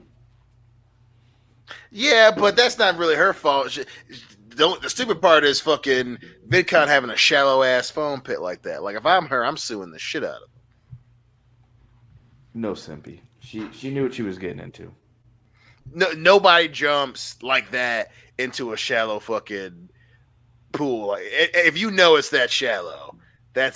She had to have seen how shallow it was, though. That's the thing. Is it more shallow than she is? That's the real question. That also a good question. Yeah. The answer is no. We know Adriana Chechik is around here, man. We don't judge, but we know who she is. It's just so bizarre that is what goes on at TwitchCon. TwitchCon was a nightmare. I won't go into it because it's a long fucking Reddit post. But the security was a dumpster fire. They were letting people in that were not allowed to be around kids, if you know what I mean. They also had that was on there. Go to the Reddit post and read all about this. TwitchCon was a fucking nightmare. I'm just glad that we didn't go. I'm glad we're not a part of shit like that. They just said like people were going to security and the security was telling them to get handicap placards to fake being handicapped so they could cut in the line. Whoa, Well, it's good to see that there's one entity out there that has more of the bad drama going on these days than the NFL. shit. Twitch. What's going on in the NFL? What'd they do? Oh shit! There's all sorts of. There's a long Reddit post. You said it perfectly. Yeah, well, let's see. NFL, let's see. There was a guy that was obviously concussed that they let stay in the game who got an even worse concussion 4 days later. The roughing the passer calls for just looking at the quarterback now because of the overcorrection that the NFL is trying to do. Yep. Dan Snyder essentially is blackmailing the other owners right now because either he is or he's dumb enough to try and blackmail the other owners right now. Yeah, he came out saying that he's got dirt on everybody and he can take other owners down, and that other owner, something. It was something along the lines of like the other owners like hate each other, and then one of the owners came out and said, "No, all the owners get along really well. We just hate him." So that was pretty funny, but yeah, it's just a lot of the bad kind of drama surrounding the NFL right now, as opposed to Deshaun Watson and the shit he was trying to do to masseuses, and then the Browns fucking gave him a shit ton of money. Then he got kind of suspended by the NFL. Then they gave him a much bigger fucking suspension by the NFL. The NFL is just a shit show right now. The Thursday night games this year have all been putrid at best. Yep, Last week's was hilarious. One on right now ain't going that well. Yeah, well, last week's was awful, which was funny as hell because the Broncos lost. Fuck them. But nobody scored a fucking touchdown in a primetime game on Amazon. Yeah, because Amazon forked over all this money to have the streaming rights for Thursday Night Football. And so far, other than, I guess, Kansas City and the Chargers was like the only game so far that's been any good in 5 weeks. Because like right now, the game that's on, it's the Washington Commies and the Chicago Bears. And it's 7-3 with 4 minutes to go in the third. It's like they're not even picking really good matchups for their games on Thursday night. It's like they took all the money, they gave them like one or two like good games at the beginning, and then just gave them like a mess of shit afterwards. And they're like, "Thanks, Amazon." Now, I've been reading the chat, folks. I read the chat during the streams all the time. I will talk about the Halloween thing in just a minute. But, dude, last week I couldn't get away from, like, all the articles shitting on Amazon and the football fiasco and stuff. And I know this is a dumb thing to say, but I just don't like Amazon doing much outside of delivering my packages. They just don't. They don't make anything better. Like, do you guys think that Amazon makes things better? I just think they're good for one service, and their TV shows are serviceable at best. Yeah, I mean, yeah, Amazon is Amazon is a symptom of what we were talking before with streaming services right now. Like, it's just an entity that is there to make money, and I love them for their package shit. Other than that, I'm watching it right now, because we have Amazon Prime anyway. Mm-hmm. But again, we have Amazon Prime for the package shit. All the rest of this is all bonus. So, yeah, man, Amazon is not gonna win any innovation fucking awards outside of them changing the whole package stuff. Nope. Yeah, I was gonna say outside of the free shipping, which the way I had to explain it when I said we should do this was we're gonna be buying several different things for the offspring here before too long. Every time we buy one of those, it's like $8-10 in shipping. We do that enough times, it's gonna be free ship. It would essentially it'll pay for itself. So we've ordered a few things, and the shipping would have been like $30 up to this point, but it wasn't anything because we got Prime. So I won the argument on that one. So small victory. Woo! I deserve one. Yeah, Amazon is just nothing right now. Nothing more than a evidence of the time you live in. Like how radio shows were just, that was just the time era that you lived in. The fact that we live in the 21st century, we can order anything through Amazon. That's amazing. But that same company also has TV, and you're like, okay, is anything good? I mean, kinda. I mean, I'll eventually watch Rings of Power, but I'm not clamoring over shit to go watch it. Yeah. Yeah, the only things I've watched on Prime is like stuff that either they didn't make. Well, actually, no, that's it. It's just pretty much the stuff they didn't make. So it's like everything I watch on Amazon Prime, it's like stuff they've gotten from a third party. Because like there's even when I've seen like the Prime originals, I think The Tick is the only thing I've watched on there that was a Prime original that I was actually into. And then they fucking canceled it. So fuck them. Yeah, I mean that's pretty accurate. Like I said, I got a finished Tom Clancy. I like it. They got season 2 of One Punch Man. I heard Without Remorse was pretty good. I gotta watch it. I watched the first episode of Jack Reacher. I'm gonna finish watching it. But a lot of that shit isn't originally. I mean, it's an original because it's a show. But yeah, man, it's not. Amazon is just. It's just one of those. It's like, hey, it's like fucking. It's no more innovative than a car insurance company. Like it's like, okay, like you have it, and in some cases you do need it, especially when depending on where you live. Getting Amazon delivered is fucking awesome. But It's not outside the delivery thing. It's just like, hey, the package dudes have fucking TV shows too. Okay, I'll check some of them bitches out. Like it's just like.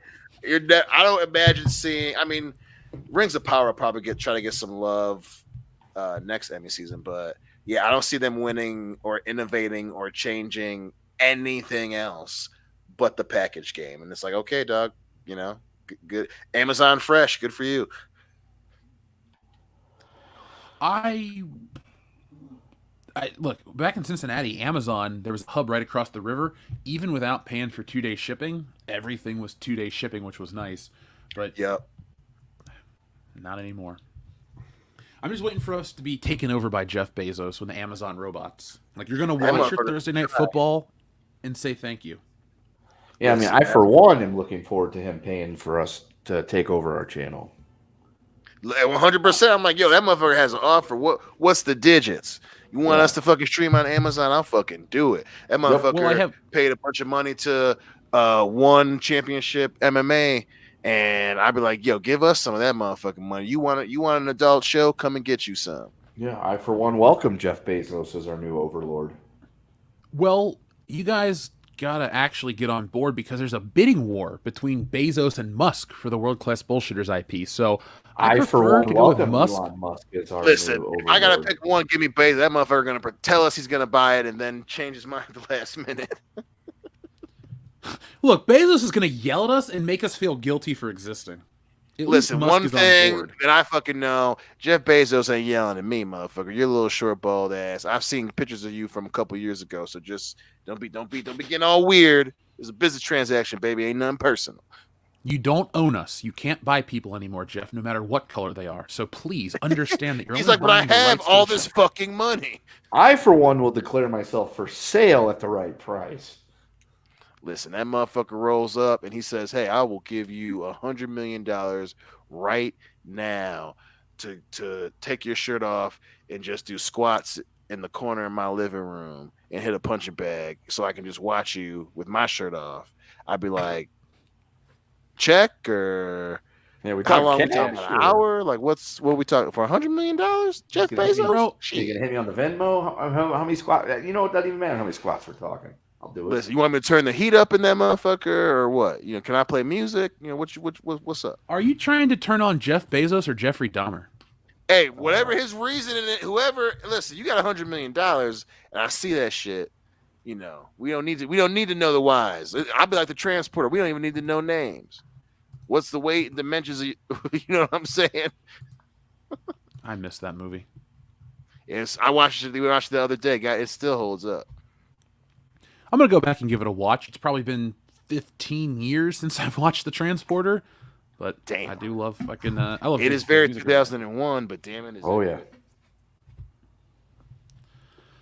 Now, the one thing I did want to say, since people in the chat were talking about the new Halloween, it already hit Peacock.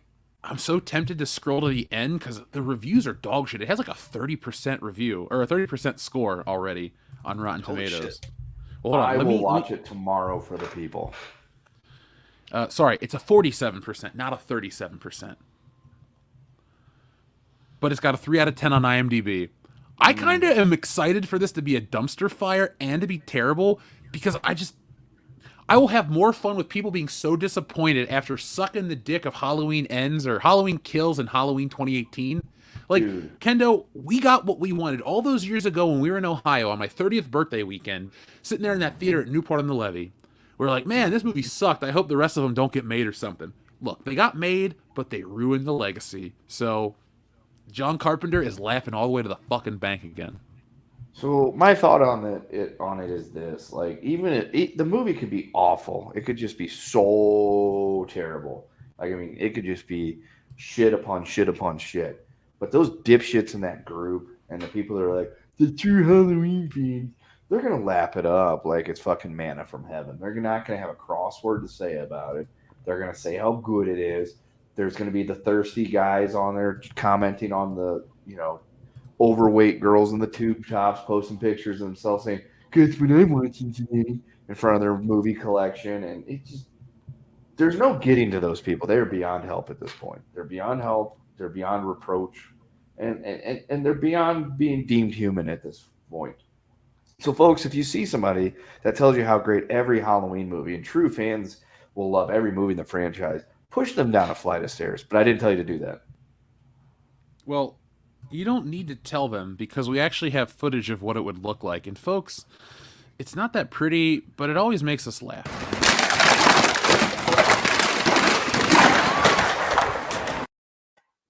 I will never not laugh at that. It doesn't get old. John Thomas sent in a super chat, but it's temporal because we just referenced it. Speaking of buying people, is there any reality in today's world that Richard Pryor's The Toy is remade? I don't think you could. You can't. They'll. Are we allowed to even talk about that movie? I don't know. It's a tough one. It's interesting, dude.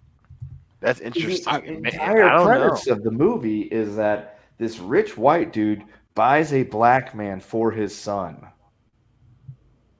and that's the premise of the movie. And the comedy is all the interactions and shit that happens afterwards. I don't know, man. It's one that you, in this politically charged climate, I don't think could get remade unless they did it and like they race swapped it and switched it the other way around. But then the joke wouldn't be there if like a rich black dude buys a white guy for his son. It's like, where's the joke? I agree. Right. Yeah. It toes the line 100%. Is it weird to you that it's the kid from A Christmas Story that gets No. his tongue Yeah. stuck on the pole? Just makes it It funny. makes me laugh every fucking time, man. That's a little tidbit that makes me giggle. Did you know that he grew up to be a porn star? I did. I Not did. Know that actually was very fucking shocking. Yeah, that was one of those weird urban legend things that you heard about growing up and turned out to be true. Yeah. I've never seen the movie, but that's weird. A Christmas Story to porn. Look, I guess they can't all be winners. You know what ever happened to Ralphie? Did he become like a fucking insurance agent or something like that? No, he went on to produce the original Iron Man and be very successful. Yeah, I So was gonna Ralphie's say, doing okay for himself. So he works behind the camera now. Yeah, Peter Billingsley. He's in the first Iron Man, Dion. Who was he in the first Iron Man? He's the doctor that goes up to Jeff Bridges when Jeff Bridges goes, "Tony Stark built this in a cave with scraps." And the guy goes, "I'm not Tony Stark." That's Ralphie from A Son of Christmas a Story. bitch. Yeah. Small world after all. Hold on. Now I get to finally press the fucking button because I taught you guys something. So folks, if you didn't know, now you know.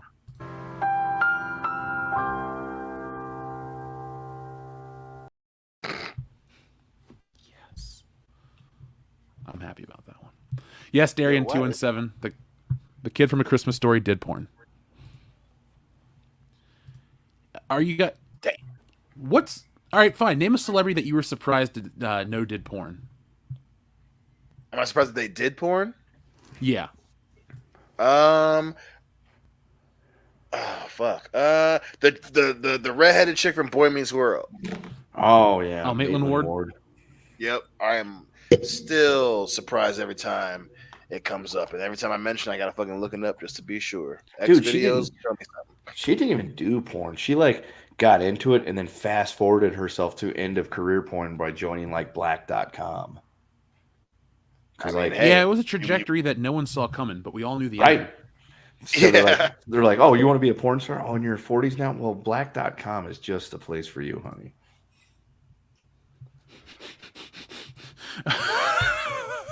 I feel like that's a real conversation that happened on a couch somewhere in the valley. Well, dude, Shit, that's probably an actual ad for black.com. we have all your favorite porn stars from 20 years ago. Hey man, what works, and sometimes it makes you come. Dude, I just think that's funny. That used to be like the career benchmark for like a porn star. Like you'd follow her career, and eventually she would cross over to like interracial, and that's when she was like, had been around for a while because it's like, oh, she's doing interracial now. Oh shit, yeah, she's been at the game for like 15. Oh, 38. Yep, there it is. And if you think I'm joking, that's like a true fucking thing. You can you can find any of these like starlets when they were like 18, 19, 20 years old, and after about 15 years, they suddenly start doing interracial porn. Or I mean, you're Riley Reid and you start. Some I could of them not start hold in that a way. laugh if he says interracial porn one more time. But Interracial porn. Also, you're not lying. No lies detected. Did you know that Judy Winslow from Family Matters did porn? Yep. I remember when that was a big deal. Well, I'm hanging out with Nick and his cousin the other night. So what happens, folks, is on Saturday night, Nick texts me. He says, "Be at this address at 6:00 on Sunday." And I went, "Okay, I'll go to this address. I don't know where the fuck I'm going. I might get shot, but I'll go. It's Nick." So would you like to know where Nick's address took me? To Maitland Ward's house? It did, where we shot. Never mind. Was it Backdoor Sluts 9? It was from South Park. We made the 37th edition in a row. Oh. Wow. No, they Nick ends up getting me to this movie theater, the New Beverly, which is owned by Quentin Tarantino, and we saw these two schlocky grindhouse movies, and Eli Roth was there. It was a fun event. But afterwards, Nick's like, his cousin's like, "Hey, let's go get some food." So we all jump in the car and we're driving around.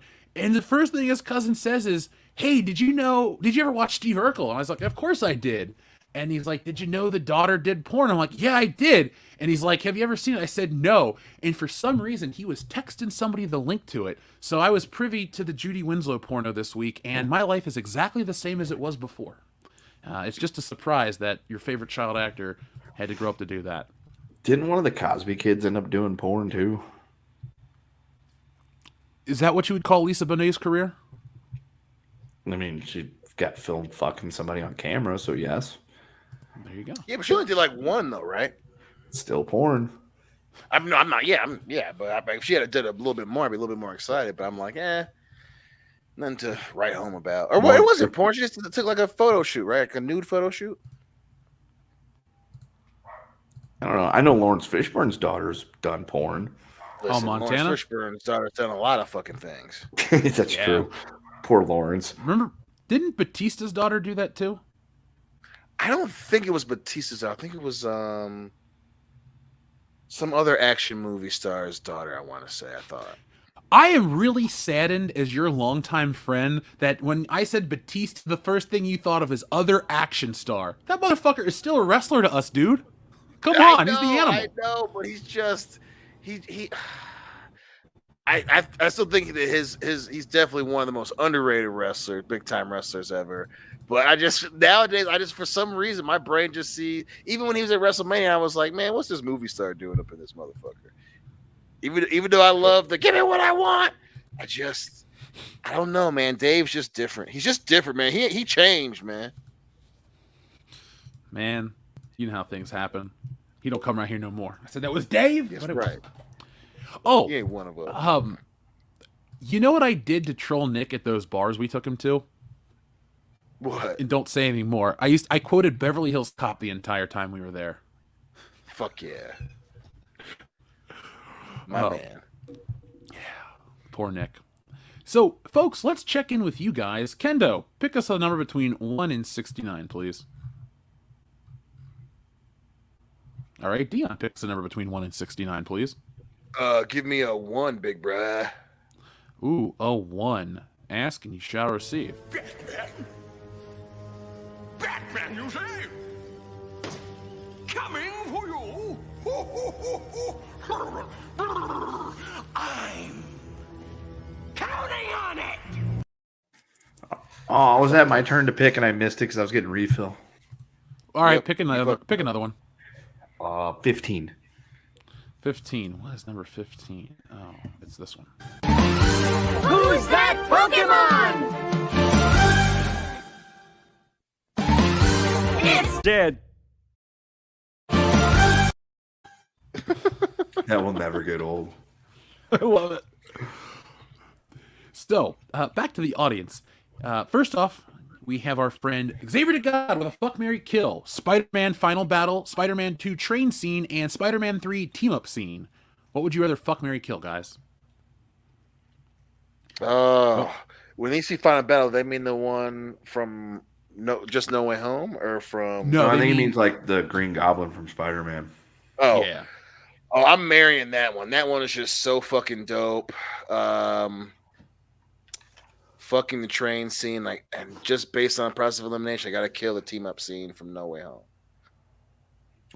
I'm killing the. Is it the team up scene from No Way Home or Spider-Man 3? Spider-Man 3. Oh, I'm definitely killing that. Fuck yeah. Yeah, I'm killing. Even that. though it's not a bad scene it's a good scene in a shitty movie. That one's definitely got to go.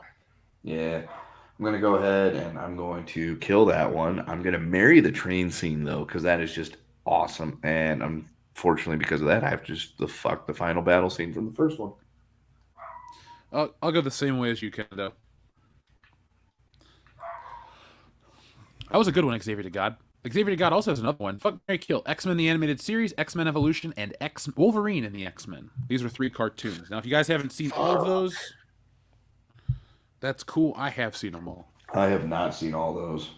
They're dope. Marrying X-Men and Wolverine and the X-Men. Fucking the Animated Series. Especially for you, Mystique. And I'm killing Evolution. Evolution is underrated, but it's not as good as the other 2. I'm marrying the original X-Men cartoon because it's the shit. I'll fuck X-Men or Wolverine and the X-Men because it's a pretty good show. And then X-Men Evolution, it was back then, and this isn't me trying to use hindsight, but as a kid when it was new, I hated that show. I was like, what the fuck is up with the X-Men? I didn't want to watch them as kids. I didn't want to watch all this drama at a school. I was used to the X-Men going on international missions, going to outer space, fighting shit. I didn't want to watch it. It was a broke dick show by comparison. But Jeff, it was more accurate to certain runs. It wasn't that good. Yeah, I think it just helped that I was, we were what, 12, 13 or whatever, 11 when it came out. But yeah, compared to the other ones, it's just like, yeah, like that was that weird like high school thing that started off in the early 2000s with that shit.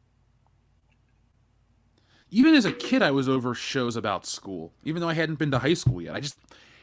I don't think it's the most interesting time in anyone's life, and so I just don't really watch entertainment around it anymore because I'm over it. It was a fun time back in the day. High school was cool, but we all grew up, so I just don't relate to that shit anymore. Maybe that's why I like 21 Jump Street so much, because it's about how you don't relate to high school anymore, and how some people still do. So, yeah, not at all. If somebody that works in the school system, I don't relate to shit. I don't even know I don't know shit about how cars work either, Kendo. Yeah, me either. Or magnets. Remember our old song, Roadhead, by Dale Jepsen and the Nighthawks? Hell yeah, I fucking love that song. I do too. Folks, if you haven't heard that song, go check it out. Tell them WCBS sent you, because we're cool with them. Yeah, we did send you. Shrebbles08, thank you very much, says, I'll take a horses for Dion and a scary horse for Dion as well. Well, Dion, I'm sorry. The audience loves to troll you, so it's not my fault.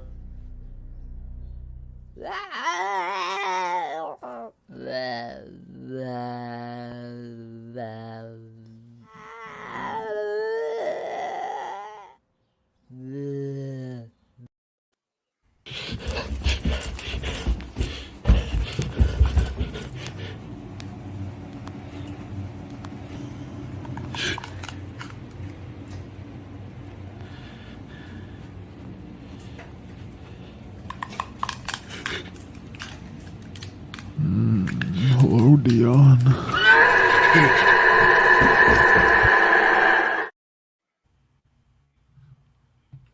Alexa. Dion, are you still awake? If he wasn't, he is now. Yeah. So, thank you for that, SH Troubles 08. Xavier to God says, fuck, marry, kill, WWF edition. And these are years, guys. So, 1995 to 1997, 1997 to 2000, and 2000 to 2002. Ooh, I'm fucking 97 to 2000, 100%. Marrying 2000 to 2002, and I'm killing 94 to 97. Same. Oh, I feel like I have to do the exact same as well. Because it's the right answer. That's what's up.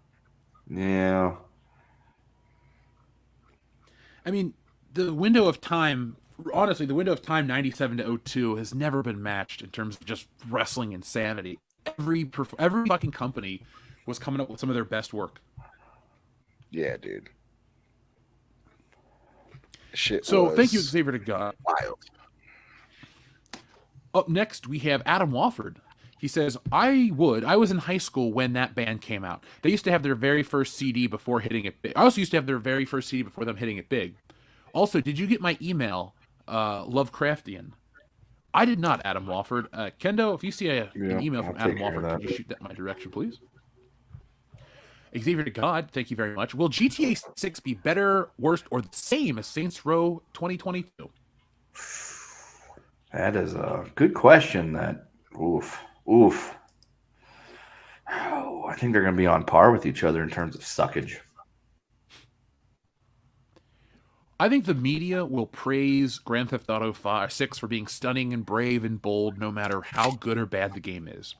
I've been on record as saying Grand Theft Auto 4 is the most overrated game in history, and I stand by that statement. So the press is always enamored with Rockstar. They always love to go above and beyond and blow that company because, they're a big money maker. That being said, I don't think I don't think GTA 6 will be anywhere in the same category as Saints Row, but I don't expect it to be a well-loved game. Unless it's feature-heavy and not as greedy as GTA 5, the setting... Well, hold on. Gotta see how this game is marketed. We only know the leaks, and we only know what we've heard in terms of rumors and what Rockstar has told us. But if they're going to go very heavy on the Vice City stuff, I don't care what the critics say, people are going to go fucking nuts for that game, and they're going to use that as fire and ammunition to say that these views in video games work. And in reality, people just want to go back to Vice City and relive a fun memory. So I hope that was a good enough answer to say, no, it'll be better, but I don't think that means it'll be a great game. Adama, thank you for your very generous super chat. He says, what up, guys? Jeff, did you see that the Lightning Collection has Power Rangers and Street Fighter collaboration with 4 figures? And then you wanted the special button. So I'll talk about this, and then I'll press the special button for you. I did see that. Did you see those, Dion? Power Rangers versus Street Fighter. I did not. Yes, there's a series of action figures. You can get, I believe there's Chun-Li versus Jason. There's a bunch of figures, but it looks cool.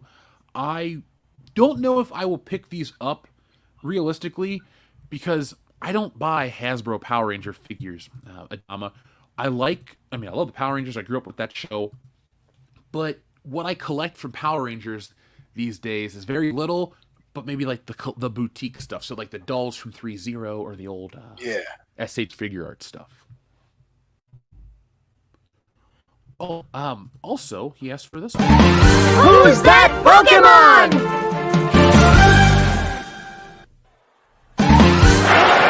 It's me, Austin! Oh, son of a bitch! God damn it. It never gets old. Fuck. Who's that Pokemon? It's me, Austin! Oh, son of a bitch. Our friend Yakase is back. He says, hey, boys, it's been a while. Hope you're well. We are. Congrats on the new kid, Kendo. Thank you. And then also asks, can I get a Jamaram? Don't know why, but that's my favorite. Well, I love the Jamaram button. It is my favorite button. Jamaram! Always gets me. You know what? You like it. I like it. We're going to press it again. Jamaram! Talk about something that only lasted for about 2 weeks on Twitter. Oh, the High Republic? Mm-hmm. No, it's gonna happen though, dude. It's gonna happen. It's going to change the world, bro. Bro, it's gonna be great. It's gonna be the next big thing, bro. Yeah, Jam, Leo Gay-Assy, and all these other things. And it's like, there's a huge deal 2 weeks later. What were that again? I don't remember. Don't forget Slate, The Rock. Or no, sorry, Geode. Geode, the fucking Rock. We're not talking about the actor. Nope. What would you do if they made a High Republic movie and they cast him to play Geode? I would think it's kind of funny, and then it would just reinforce everything we were saying about The Rock, about how it doesn't matter if the movie's any good or not. He's just taking the paychecks. Well, Rock, if you're going to start picking paycheck movies, pick cool ones. Yeah. Like, I would like to see The Rock be not the bad guy, but a bad guy in a John Wick movie, you know? Just let John Wick fight The Rock for a couple minutes, then John Wick kills him, and we move on. That's what I would do at a certain point in my career. Is like, you know, you need me to be random cool ass bad guy number one. I'm fucking in it. They had Kevin Nash. Kevin Nash is a solid actor, and I like his podcast quite a bit. Yeah, that's actually pretty good. Yeah, he's funny. That's the thing. Like, I actually don't want to hear him talk about wrestling. I want to hear him talk about the other shit. Mm-hmm. So, now, where were we at with the audience? Thank you, Yakase. John Thomas, thank you very much. He says, I'm late. Have y'all talked about Night of the Long Knives at DC? We have not. Let me see what that is. I know what Night of the Long Knives is, but I didn't know DC had their own version. Well, tell the audience what Night of the Long Knives is. So the Night of the Long Knives was, so after a certain mustachioed Yahtzee got, moved into power and things like that, he had to make a move on, some other groups that may not have been completely in lockstep with him, and to bring them all, everyone to heel, so to speak, to create a united front, and or give himself like even more credence and be able to say, see, this is what our enemies can do to us. And essentially he sent out a bunch of his henchmen to like kill people that were rivals of him. I didn't realize there was a song by AC/DC called Night of the Long Knives. Not to be confused with Crystal Knocked, which was something totally different. So, in terms of the super chat that we've got, what does that actually mean? Because it's not like an event that happened at DC, or like, are people fired? Is that what's going on? Because realistically, I don't really care what's going on with DC Comics anymore. I don't read DC Comics, and you know what? When I do buy a comic book, it's not a DC comic book. It really never has been DC Comics. I like DC's characters. I love Batman. He's great. I respect Superman. I know how important he is. But in reality, I've never been the DC guy. Have I, Dion? No, I mean, you like DC stuff, but yeah, you've never been the DC dude. No, and I never will be. And so all the behind the scenes drama, I respect the comic book industry. I care about it, but it's never been the thing I'm following in terms of the decline, because I'm over here doing stuff to stop complete crap from getting out there. So I'm glad that, I don't know what's going on with DC. I hope the audience is not supporting shit they don't like. Now, we were going to talk about the cancellation of Superman. You guys hear about that? How 18 issues ago or 18 months ago, they wanted to go on and create the gay Superman title, the one with his son. And, here on the channel, what did we say? We didn't really shit our pants. We went, we're not going to read it. It probably won't be successful. Well, guys, it's been canceled. Are you surprised? Wow. No, yes, I can't believe it. So you're telling... Wait, no, I'm not surprised. We saw this coming. Yeah. Everybody sees this shit coming except DC. They want to cash in on the trends. That's what it is. Well, no one's buying our books. We got to appeal to the young audience. What can we do? Let's make them gay. That's progressive. We're going to do stuff about Hispanic Heritage Month. What can we do? Let's make the cover of the Green Lantern eating a bag of chimichangas. That'll sell. DC, if this is the pulse and this is your finger, well, DC's finger, Kendo, where is DC's finger at? Up their ass. Exactly, just with their fucking heads. I don't foresee DC Comics being the big thing that it used to be ever again. With Warner Brothers getting rid of their Cartoon Network, which Cartoon Network has been as big of a brand name as DC Comics since its inception. I know that's crazy, but it's not crazy. Cartoon Network properties were a bigger deal through most of the decade than anything that wasn't Batman. There was no Superman movie in the 90s. Quest for Peace shit the bed. They couldn't touch Superman for a long time because they couldn't figure out what to do with him. They still don't know what to do with him. If anything, it's not just that the DC Comics is in trouble. From every aspect, DC's kind of in trouble. Their comic books are stupid. Their movies are questionable. We don't know what goes on behind the scenes. The actors are all fucks in the Justice League. One kidnapped somebody. The other one is eating... Well, no, Armie Hammer almost was Superman. Like, everywhere, everything from DC is pretty much garbage right now. Can you guys think of a positive thing coming out of DC?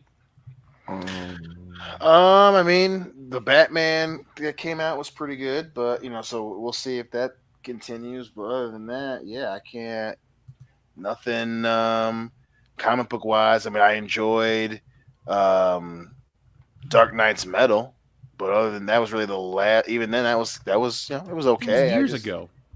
I know that's what I'm saying. That's as recent as I can go, man. I just fuck. I read that book too. Let me see what year that was, because it's what 2018, 2019, 17. Damn. Yeah, that was fine. It's like when DC tries to tell stories. And folks, here's the roster of the story that Dion's talking about. Superman, Wonder Woman, Cyborg, The Flash, Green Lantern, Batman.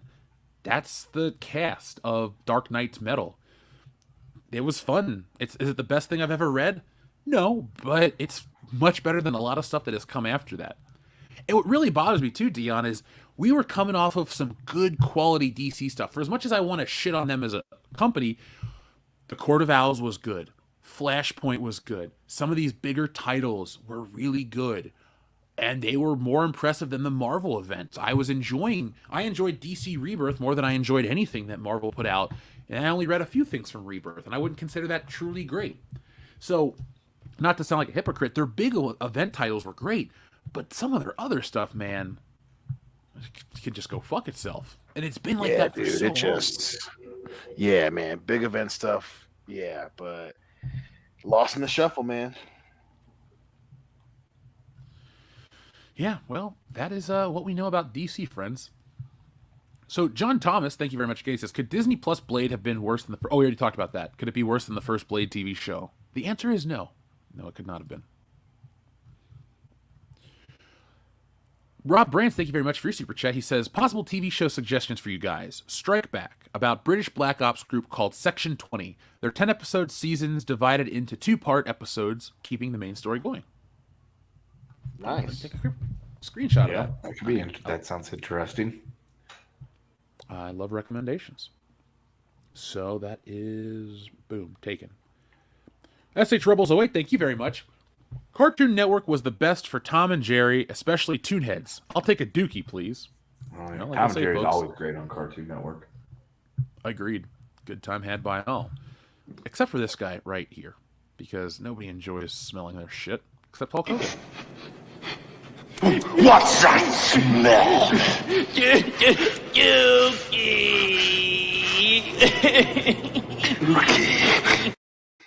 What a terrible fucking movie.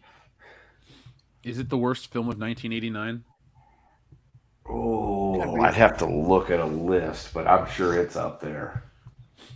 Well, when you type in the worst films of 1989, you get Friday the 13th Part 8, Jason Takes Manhattan, Halloween 5, The Revenge of Michael Myers, The Fly 2, Pink Cadillac, Going Overboard, Star Trek The Final Frontier, and Ghosts Can't Do It. So I guess, Hey, Halloween 5 was bad, but I wouldn't call it the worst movie of 1989. And Jason Takes Manhattan was actually kind of fun.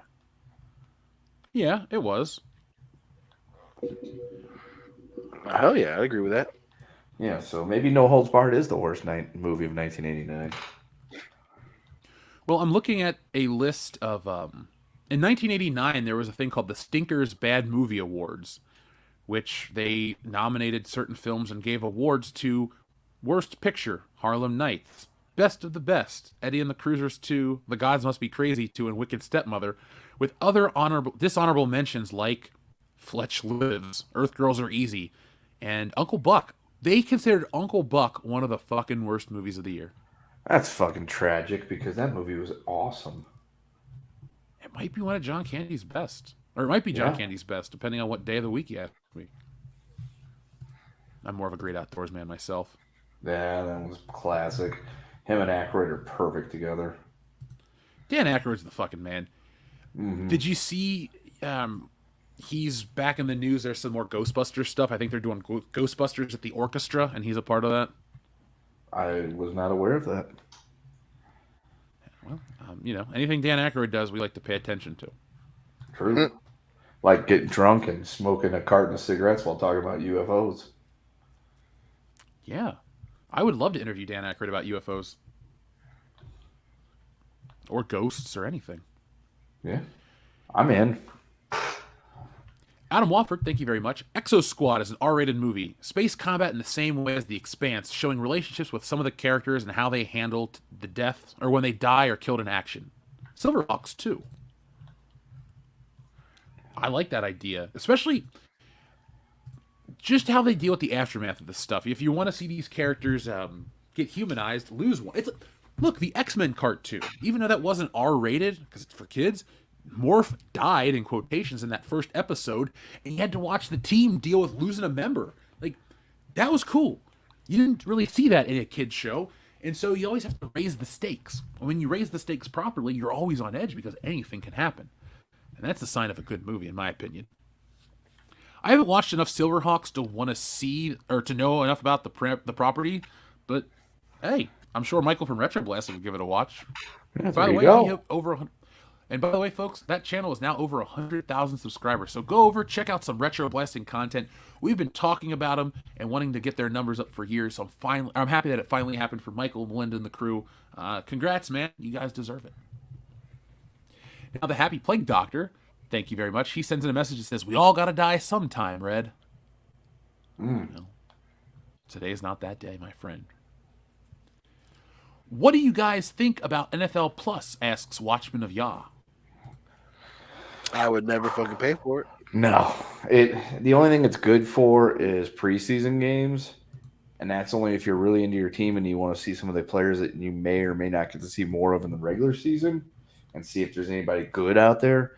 And then other than that, if like you're doing like an NFL channel or you just are dead set on watching every game every week, but you can't, the condensed version that you get like a day or two after that, then there's that. But other than that, it's just not worth anything. Will it last? Has it been around longer than CNN Plus? Yes. Yes, that's Okay, cool. That's the litmus test for the worst. that's still a champion by far. Mm-hmm. Way to go, CNN. Up next, we have one from our friend. Where did the tab go? Excuse me, folks. Got a bunch of tabs open. Where are we? Here we are. John Thomas. Or sorry, Xavier to God. Here's to the Cartoon Network I grew up with. Teen Titans, Ed, Edd n Eddy, Billy and Mandy, Foster's Home for Imaginary Friends, Ben 10, Kids Next Door, Courage, What's New Scooby-Doo, Regular Show, Total Drama, Anime. That was the Cartoon Network of high school and college for me. And that was the era where I was aware of what was on shows because, being an artist, I don't really watch cartoons just because they're funny or whatever. I do like the artistry. I go back and I watch Miyazaki films. I'll watch pretty much anything animated, folks. If you ever want to send us something to review, if it's animated, guaranteed to watch it, especially in an animated movie. I don't care about the subject matter. I'll give it a watch. I'll even buy a lot of animation that I don't necessarily love just to watch it because it looks great, especially on TV. Like Into the Spider-Verse is a good movie, but I watch it because it's visually stunning, not because I'm into the story as much as other people. Heavy Metal is a fun movie. I like to watch it for the visuals. You know what I mean? So, Xavier to God, the Cartoon Network that I grew up with was like Dexter's Laboratory, the Powerpuff Girls. Ed, Edd n Eddy was on when I was in grade school, so I watched that. The constant reruns of Scooby-Doo and all the Hanna-Barbera stuff. Super Friends, all that great stuff. So, Cartoon Network was a big staple. I'm going to go with Nickelodeon, though, as more important to me as a child. Nickelodeon shows just were next level. Cartoon Network stuff was great, but that's just me. Yeah, plus with Nickelodeon, you would get like the Block Party Summers and the Nick at Night stuff where you get to like watch old shit like the Munsters, Addams Family, stuff like that. So that's a pretty big deal. Nick at Night was the shit. Fucking loved it. Did you ever watch TV Land? Like the channel? Yeah. That's how I discovered All in the Family. Same. I watched every episode of All in the Family over one of those weekends on TV Land. Yeah, me too. God, fucking great show. I didn't get into Archie Bunker's Place, though. Nah, it wasn't as good because like everything that was great about All in the Family wasn't there because Archie only works if he's got like Meathead and the Dingbat to play off of. But when it's just like him trying to play off randos and things like that in the show, it just isn't the same. Yeah, I mean, trying to copy a formula that just doesn't work, or that works one way, is probably Hollywood's greatest problem. They're like, well, it worked once, let's keep doing it. Exactly. Exactly. It's not how things work, folks.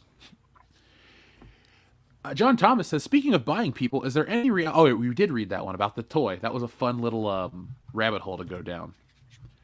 You know who I would like to see in a remake of the Toy Guys? Who? Shia LaBeouf? Decent. No, Kanye West. I think he could do it. He's no three Jewish these kids days. in it. That's also accurate. Now, Dion, would you mind, because I'm a little behind, what is up with Kanye West and the white people t-shirt and all that stuff? Or what's going on with him?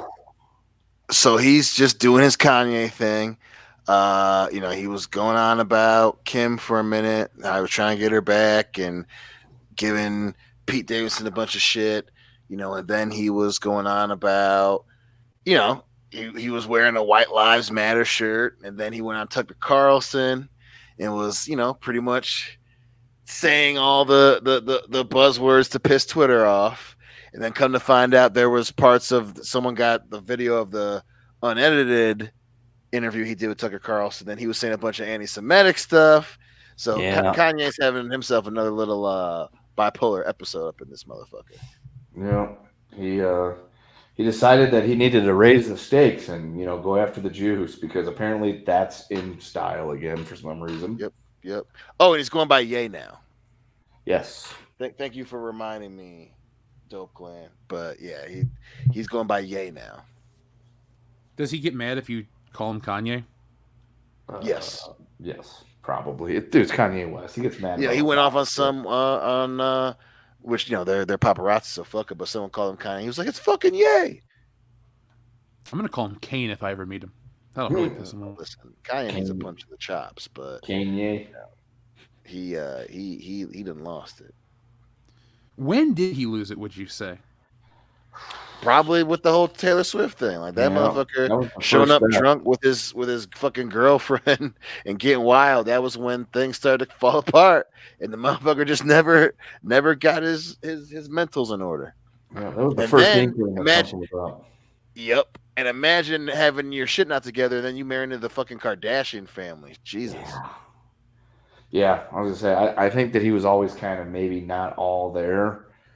Then the Taylor Swift thing happened, and that kind of confirmed all that. And then the divorce with Kim just really cemented that fact. Yeah.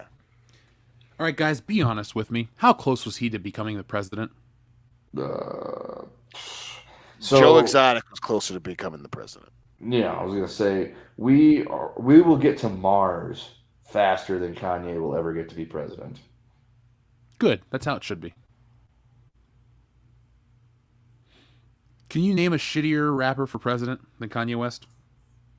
Wyclef Jean, that dude actually ran for president of Haiti. Did you say Coolio? Because I was going to use Coolio. Yeah, I said Wyclef Jean. No, I said Coolio. No, yeah.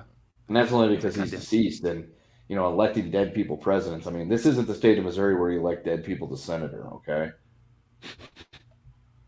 What always works. Yeah, well, it did in that case. So to give you a little, if you want the more you know thing. So in 2000, our incumbent governor, a gentleman named Mel Carnahan, was running for running for senator from the state against a guy named Jim Talent, who my dad actually had played Little League with. So there's that. And Talent was winning in the polls. Well, then one day on their way back from some kind of appearance or something like that, Mr. Carnahan's plane crashed about 10 miles away from Camp Kendo, present-day Camp Kendo. Not, this Camp Kendo, the real one, the flagship.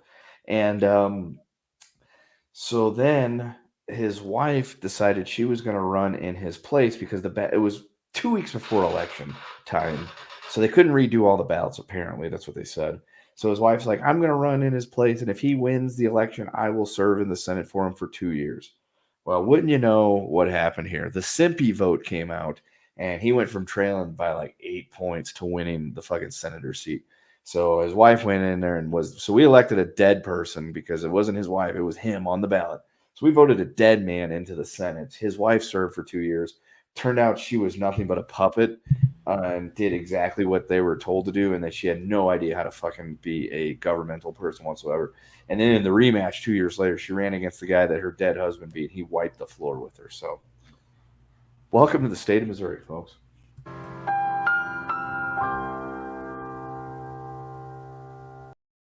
That was fucking perfect. Oh, that was the greatest story, the greatest ending, and the greatest best the more you know I've ever seen in my entire fucking life. God, you're the fucking best. Welcome to Missouri, folks. Mm-hmm. We voted a dead man into the Senate just because of the Simpy vote for his wife. Kendo, I got a great job for you. You should become the Missouri spokesman like Tim Allen is the Michigan spokesman. See, what do we call? Because we don't have that's I mean, I'd do it. I'm fine with doing it. I just don't know how we do it because we don't have pure Michigan. We don't have billboards up for Missouri because nobody wants to fucking go there. And advertising to get people there would just be a bad idea because they see the news reports that come out about how, oh yeah, go to St. Louis, you're liable to get carjacked, shot, and or both. And it's true. So it's oh yeah, we're always in the St. Louis always makes number 1 or 2 spot for murder, violence, mayhem, all that other good stuff. So trying to advertise to get people to come to Missouri is just a fucking losing effort. Nobody wants to go there. People are leaving that state. The slogan should be something along the lines of "Come to Missouri, but avoid St. Louis." Missouri. It's not just St. Louis. Missouri, there are parts where you won't be robbed and shot. Yeah. Missouri. St. Louis is actually kind of like Chicago. Just don't go there. St. Louis, avoid our subways. You can find me in St. Louis. Yeah, Isn't Nelly from St. Louis? He is. Like, Yes. like is he the biggest thing to ever come out of that city? Fuck no. No, there are many know. more. Nelly's big, and he had hot in here, but they're athletes, fucking galore come out of Missouri. Yeah, like we've got way more than just Nelly. That's your Budweiser. slogan. Missouri, we're more than just Nelly. Which that slogan would have worked really well like 20 years ago, and Nelly was still like really relevant, but he ain't anymore. So like that slogan ain't gonna work as much anymore. Well, who's still relevant in the rap game from St. Louis, folks? Let us know in the chat. It's been years since we've, I don't even know what to fucking say. Repped a crew? Nelly did Dancing with the Stars. Didn't he put out 2 albums at once, one called Sweat and one called Suit? Yep, but I had him, and it wasn't terrible, but he was slowly on the decline at that point. But Yeah. So that was what, like 04 when that came out? I'm trying to think about what 04, album. 05. What album are you the most embarrassed that you ever purchased? The most I ever purchased, most embarrassed. I mean, I'm not really embarrassed by the. Fuck, man. You will be. You will be. Fuck, I don't know. I have to think about. Fuck, man. Yeah, even I mean, embarrassed. I did buy because of wrestling. I bought that fucking Limp Bizkit album. Ooh, that's an embarrassing one. So, but then I ended up giving it to my too. sister when I realized I was buying a Limp Bizkit album. My answer is the John Cena album. Oh, even I didn't buy that one. Ooh, Yeah. that's A buddy of tough. mine again, I burned it, but I never bought it. I bought it, and then my friend burned a copy from that. It should have been the other way around. Time is now. He had one song called Bad Bad Man.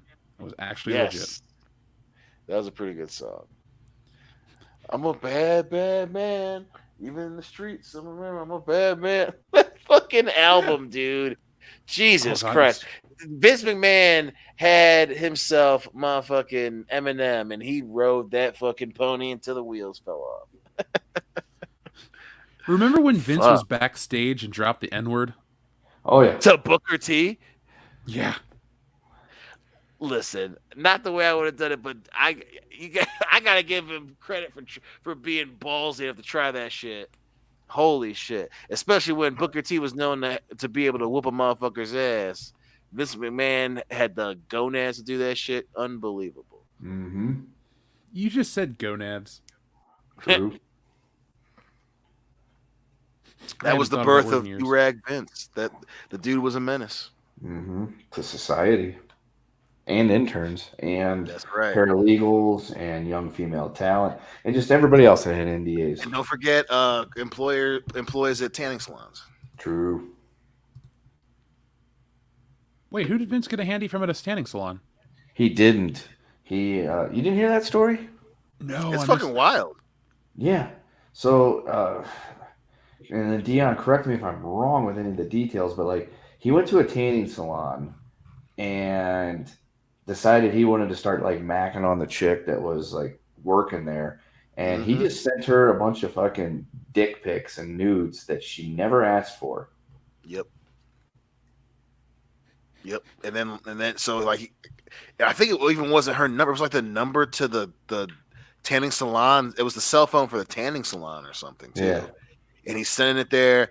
And so and she told her coworker, who was like a 17, 18-year-old kid that was working there. And he had to fucking chase Vince McMahon off and like stand outside the door. And Vince was doing his Vince thing and trying to fucking intimidate the kid and shit. Yep. And he he got stared down by a fucking barely a grown man. Yep. And then he like sat out in his car outside the fucking tanning salon and shit.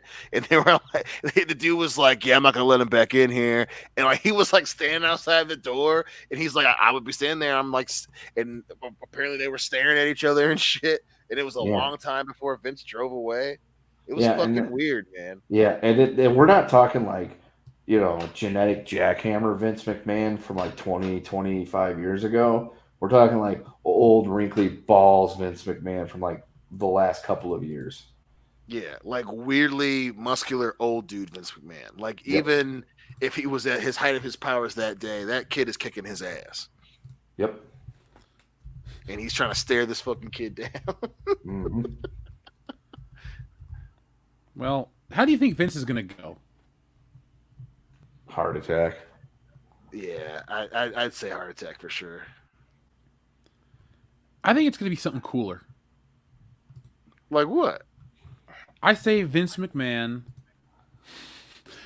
Vince McMahon dies in some kind of like motor vehicle accident with him driving like, because he's notoriously a terrible driver. He goes super fast. I say he goes out like that. I can see it. I mean that could happen too. Like, no, he's gonna take away my license. God damn it! That was so fucking good. Would you know that he fucking would say it exactly like that? I've been driving for 60 years. Nobody's gonna fucking take away my license and tell me how to drive. God damn it! Pull me over, give me a speeding ticket. Fuck you. I'm Vince McMahon. I could just listen to Kendo doing Vince and saying, "God damn it!" God like damn that, it. you know. Listen to him laugh. Fucking loves it. God damn it. He's just fucking cracking up. I think I like Joseph Pietowicz's answer. Nikita Lyon sitting on Vince's face. Fade to black. God damn it. Can you see that? Oh my God, those cheeks. So big. Nikita Lyons. Oh my God. The only thing thicker than Nikita Lyons is the bowl of oatmeal I had for breakfast. God damn it. I thought it was cream of wheat, Vince. Ever since they took the black eye off of it, I'm not interested. I get it. I just had to watch a video of Nikita Lyons wrestle. Who is this? Dakota Kai? I don't care who it is. Nikita Lyons wins. Yeah, she's not in WWE under contract because of her wrestling ability. I can assure you. Oh shit! You sure about that, Kendo? I'm pretty fucking positive she's not there because of her wrestling ability. I'd put money on that too. Maybe we'll interview her one day for the show, and she'll be like, "Hey, I heard you guys say I wasn't in wrestling because of my wrestling ability." I'll be like, "You're right, I did." And be like, first, I'm surprised you listened to that many fucking episodes there, Nakia. So good job with that shit. But also, you and I both know that that's true. We follow you on Instagram. I stand by that statement. It's like, yo, it was PG when they were talking about showing off your ass. Mm-hmm. So just take that into fucking consideration, madam. Yeah, well, I'd be like, let's not act like we're surprised by any of the revelations that we've had here today. Mm-mm. Well, she's living her gimmick very well. Yeah. Alexander the Great says Vince will hook up with Nyla Rose. Is that his death? That'd kill him. That might do the job, at least. Yeah. Once Nyla drops trow and that big old hog comes dangling down, Vince might just start fucking.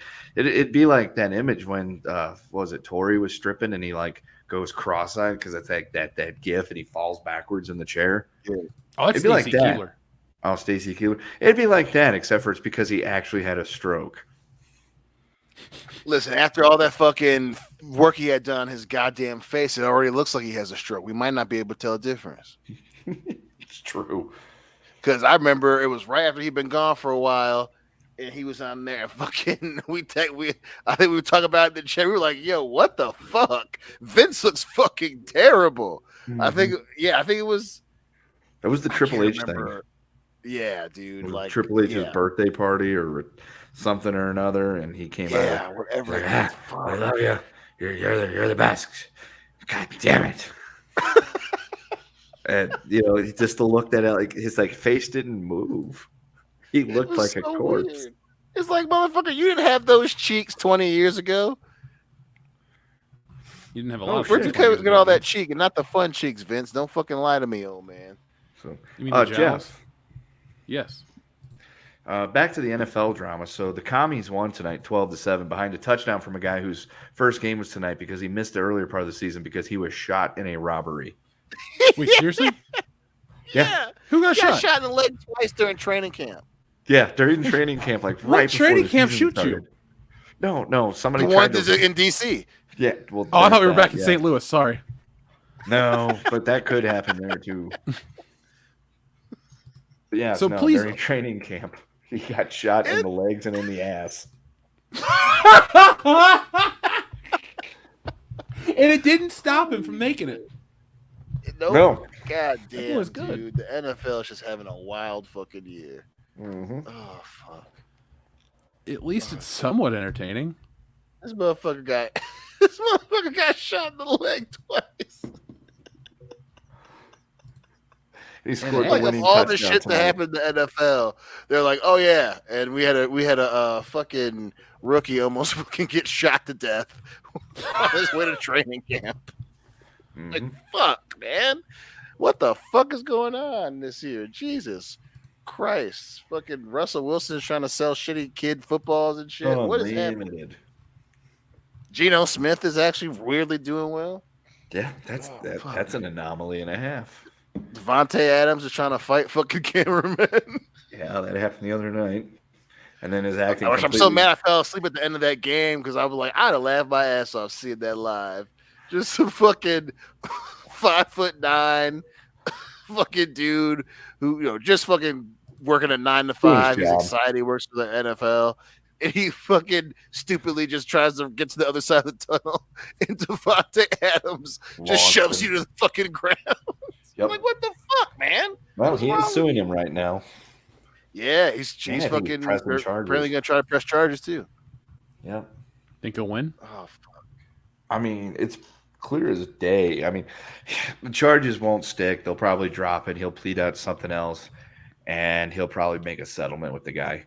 Because the Raiders PR team was hard at work because Devontae Adams had a statement released within the hour, apologizing for it. It's like, he didn't write that. He went to the locker room, fumed, showered, got dressed, fumed some more, got really angry, probably didn't look at his phone, and then proceeded to get on the team bus to go to the airport. So there's no way he actually wrote that himself. The PR team was hard at work. Even the way he said it, he was just like, I just want, I bumped into him or whatever. Like, for damn, they were like, please read this. We can't take this shit no more. We're still dealing with Gruden's bullshit. Our owner's still a fucking weirdo. Just read this in the locker room, please. We completely just collapsed on Monday Night Football to our hated rivals, and then you shove a little cameraman down to the floor. We can't be having this stuff. Stop it.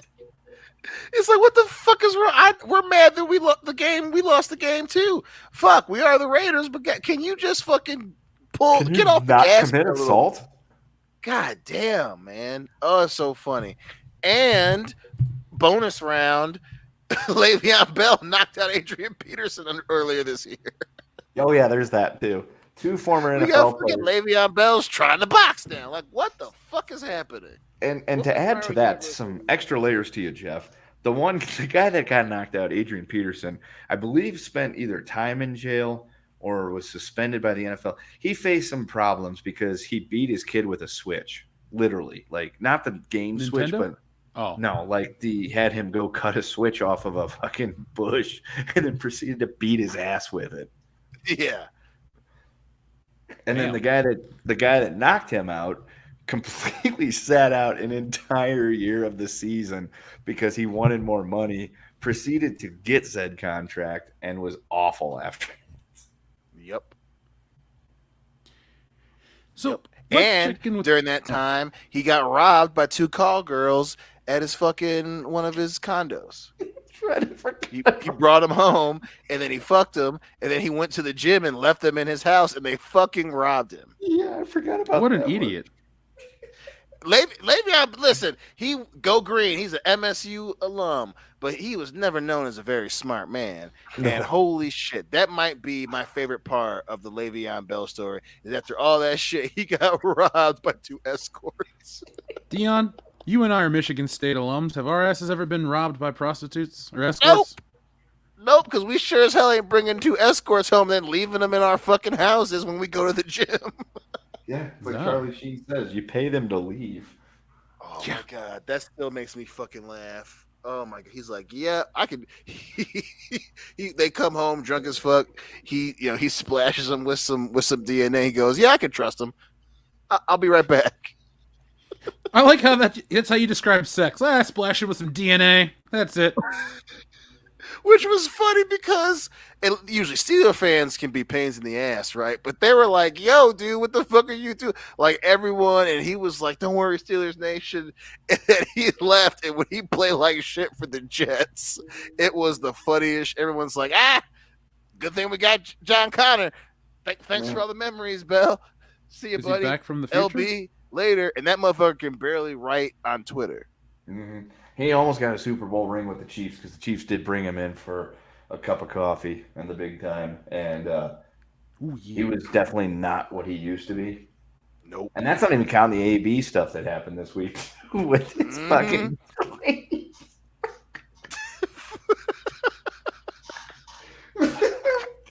I will tell you this Sunday night. The one thing that, calmed me down from the game was seeing that tweet from Antonio Brown. Dude, I broke. I was laughing like hysterically into my pillow for like 5 minutes. Listen, not only do we get gems of like that tweet this past week, but we get things like the Antonio Brown translator Twitter handle. Oh, I have not seen that. Twitter in the world is every time Antonio Brown tweets, the dude running the translator, Antonio Brown translator Twitter, will translate it to like normal English. That's awesome. I gotta check that out. Jeff, check our chat. You'll see the tweet. The tweet. Oh, that's him? I've seen that before. That's my favorite team. Yeah, folks, we can't post it. We'll get canceled. Yeah, just sorry. Just go to Twitter, look up @AB84, and you'll see it. Just show it for a little bit. It's so funny. We'll put it somewhere, not on our Twitter necessarily. Right. This dude is my new He's hero. fucking crazy, dude. Yeah. And that all started after that game against the Bengals. Listen, that's still one of the craziest games, and to see the Bengals shoot themselves in the foot, I still shake my head. But goddamn, dude, just seeing, oh my god, fucking Vontez Convict blowing a playoff win for his team. Trying to fucking murder. I saw there was a tweet after he tweeted this. When I saw it on Monday, someone's like, yeah, that CTE he got from Vontez Burfict really fucked him up. Yep. He was never the same again. That motherfucker lost his goddamn mind. Yeah, I was say he's never been the same since Vontez fucked my job Burfict destroyed his brain. Vontez, I'll do a night inside Burfict. Fucking tried to fucking decapitate him. Oh Jesus! It was fucked up. Like he tried to fucking kill AB, and that motherfucker done lost his marbles ever since. Yeah, he has not been the same since that concussion. Listen, let's check in with motherfucker. All right, let's check in with the audience because we got some people waiting. We'll probably end up making this show a little shorter than usual, guys. So, John Thomas, thank you very much. We already read yours. Xavier to God has a game of Fuck, Marry, Kill for us, guys. Grand Theft Auto, Bully, and Red Dead Redemption. Oh. Well, I'm marrying Red. This is the whole franchise, right? Yeah. Mm-hmm. I'm marrying Red Dead Redemption. fucking Bully, and yeah, I'm gonna kill Grand Theft Auto. Mine is the exact same because Bully is so much fun. It's essentially Grand Theft Auto, but you're a prep school kid just beating the shit out of bullies. It's so much fun. Yep. And then Red Dead is just getting to live in the old West, which would be cool as shit. So I'm with Dion. I'll answer. Let's see. I will marry Grand Theft Auto because I'll marry Grand Theft Auto because GTA, San Andreas, and 5 are a lot of fun. Then 3 and Vice City. I'll marry Red Dead Redemption and I'll fuck Red Dead Redemption and kill Bully. Even though I own all of these games from these franchises, I like Bully. It just only goes because of process of elimination, not really because it's bad. I'm actually surprised we never got a Bully 2. I am too. Apparently they were gonna. One had been planned, but just never got through pre-production, I guess. Yeah, because I bought that game the day it came out. I remember it plain as day. I was sitting at home watching TV, and one of the news things came on, and they were complaining about it because people were like not marching, but they were like complaining about it. They're like, oh, it glorifies school violence. And so they showed some of the gameplay. It's like you essentially take the role of a 15-year-old prep school kid where you go around, and it just showed him like beating the shit out of these other kids. I'm like, holy shit, that looks like fun. So I immediately got in the car, drove to Best Buy, and bought it on PlayStation 2. And my sister bought it, and then Hillary played it, and she got it again, and she just played it. She's just been playing it again with the PlayStation Plus shit. Mm-hmm. So yeah, man, that game. I remember when they would show the commercials for it and shit back when Rockstar had dope commercials. Yeah, man, great time, great game.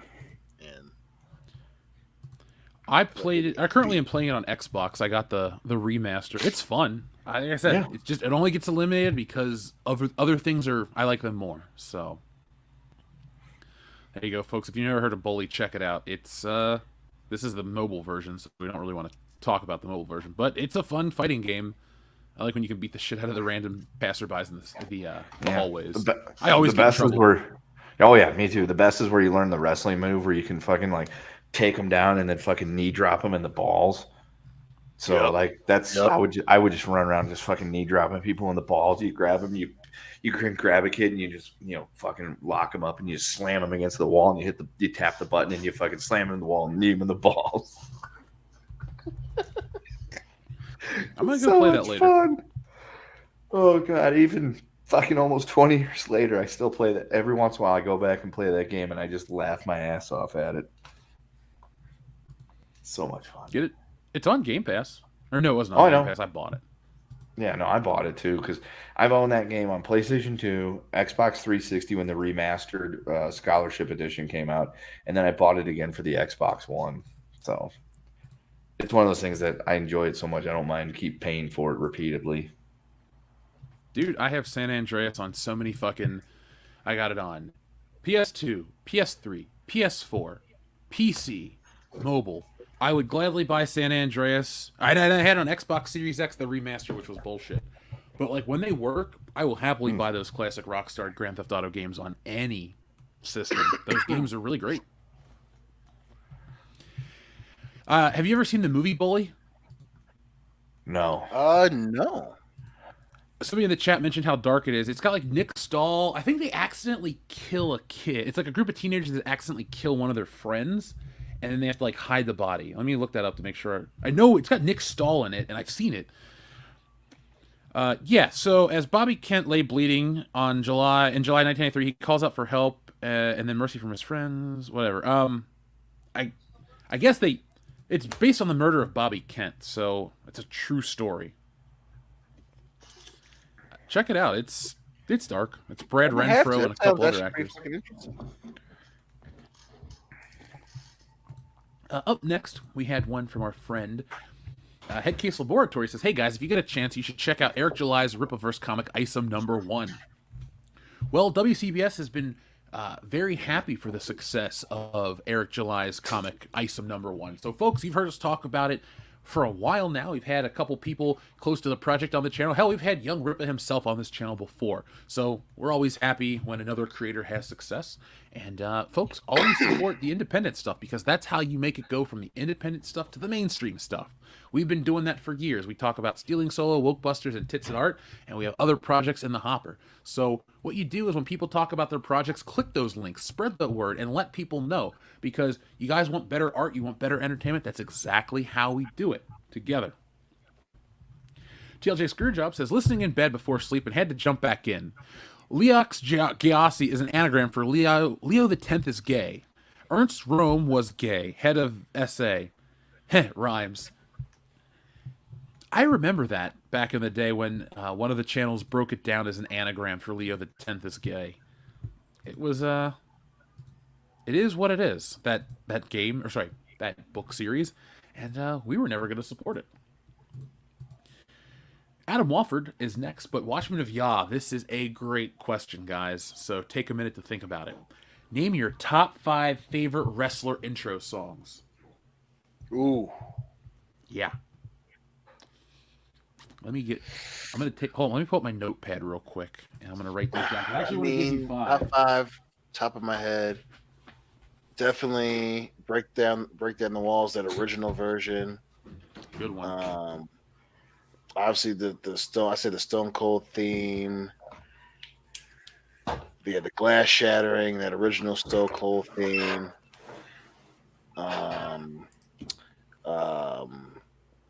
The Rock, Hollywood Rock, his theme. Round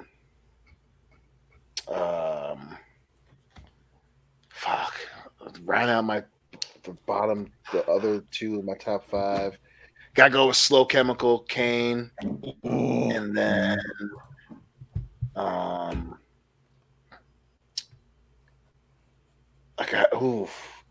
the final one.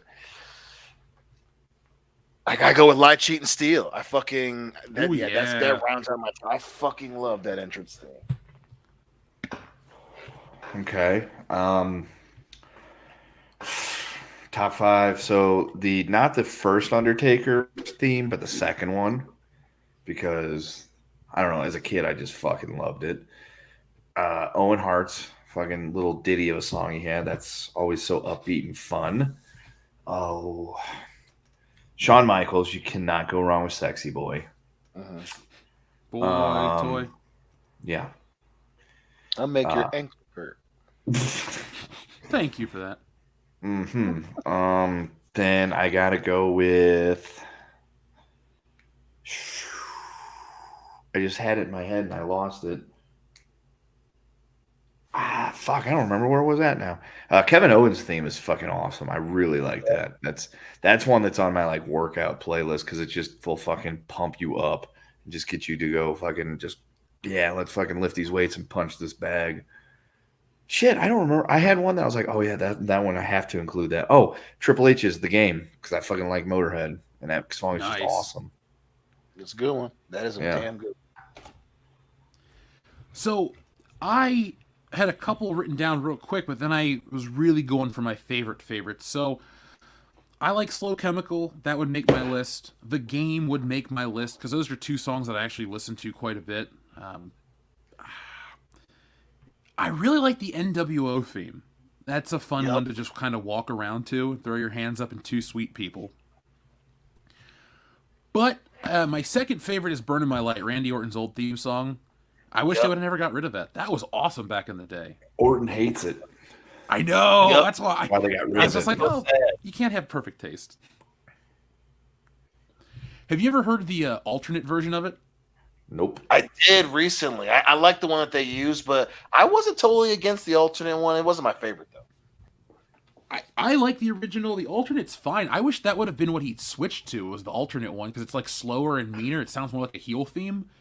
Fucking just take out the lyrics. Because you don't really need the repetitive, hey, nothing you can say, but the music itself was it was more music than Randy Orton's Voices theme, which is literally dun, dun, dun, dun, dun, dun, dun, like over and over again as the guy talks. He doesn't even sing over it. And then whatever. So I don't like Voices that much. I thought that was a downgrade.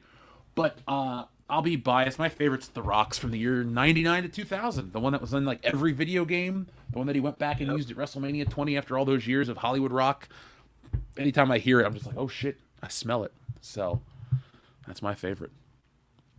Got a lot of good ones in the chat. Xavier to God like Slow Chemical and Voices. Christian's theme. I forgot. Just Close Your Eyes. That's one of my favorites. Top 10. Same. Yeah, Kill Switch Engage version's the one I like more. Oh, you liked it over the Waterproof Blonde version? Yep. Oh, you know what? Shit. Now that you said it out loud, I think I like Waterproof Blonde more. I take it back. I like Waterproof Blonde more. God, it's such a... Dude, Edge's theme, Metalingus, is great. One of a Kind for Rob Van Dam. There's like a weird window of time where every wrestler has their best theme song. So it was like going to a wrestling show. It was like going to a concert. I buy them, dude. WWE, Volume 1, the music, obviously the Uncaged series, I think is, probably one of the only good things to come out of the PG era. But dude, I fucking Agreed. Those albums were fucking dope, dude. They were so fucking cool. You know who gets an honorable mention for me? Two wrestlers that I like one of them, and one of them I don't like this gimmick. So Asuka, I think she has a great theme song. Yeah. Especially for the modern wrestling stuff, because a lot of these are garbage. Mm-hmm. Yeah.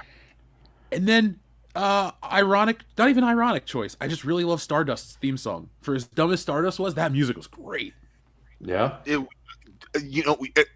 You really got me into Stardust, because even though we were fucking complaining about it, like, I thought it was stupid, and then I was like, God damn it, like, I do like this theme a lot. And I started liking Stardust specifically because of you, Jeff. Yeah. But another one for me is I fucking love Glorious, Bobby Roode's theme. I fucking love the shit out of it. Oh yeah, and you then, that was my ringtone for the longest time. And then here lately, the fucking Usos, that Day One, I fucking love that theme. Their gimmick going from like Wild Samoans Jr. to like I might be in jail or might not be in jail has been a very popular switch. Which is I didn't actually realize a how little... black the Usos were.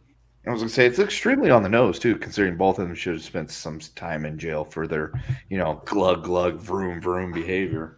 Right. Look, and then the fact that they still got tag team championships after one of them got popped for DUI. We literally called that, too. We were sitting there in your living room, and I said, dude, they're going to put the belts on them literally right after they got DWI. And you're like, and I guarantee that one, whichever one it was that just got arrested 2 days previous, is going to get the winning pinfall. And sure enough, that fucking happened. Yep. That was Dion and I just both looked at each other, and just shrugged. It's like, fuck, of course it happened. It must be nice to be related to The Rock. Damn right. Did I tell you guys what my wrestling-related purchase was this week? No. Let me make sure I get my camera on real quick because I'll show you guys. I bought a Chris Benoit action figure. Oh, nice. Now you just got to get a little mini Bowflex. Joke's on you, it's already on the way. Oh, nice. So I was hanging out with a friend of mine. He was in the chat earlier, Enrique. He calls me up. He's like, hey, the other week he's about going out on Monday. So he picks me up and we hit up some vintage toy stores. We hit some comic book shops. And then we hit lunch in a couple other places.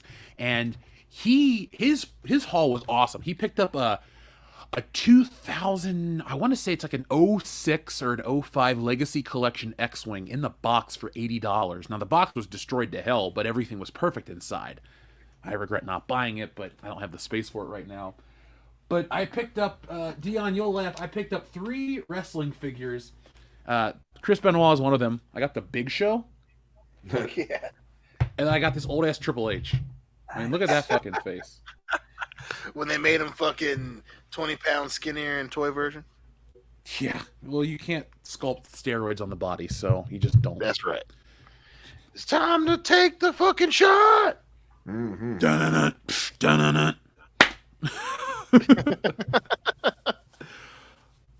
Oh, man. I had so much fun this week, though. Shout out to Enrique. So, Watchmen of Yah, that was an amazing question. Folks, clearly you know how to get us going. Now, Adam Wofford, thank you very much. 3 ways Vince will die. 1, he dies from trying to reach M10 and Pro-Type jet plan. 2, trying to reach his deepest point in the ocean. 3, hanging out with Charlie Sheen.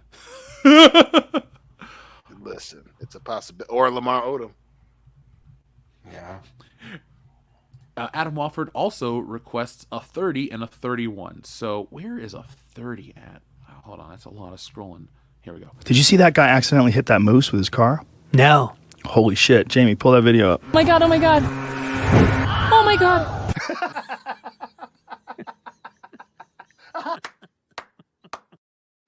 Splashdown. It's the new show from wrestling. And then you also asked for number 31. Oh, gross. No wonder Nick's not here. Yeah, I know. Nick, you're going to pay tomorrow. Oh, yeah. Xavier to God says, name your favorite wrestler from each WWE era. Like every era? Because that's a lot.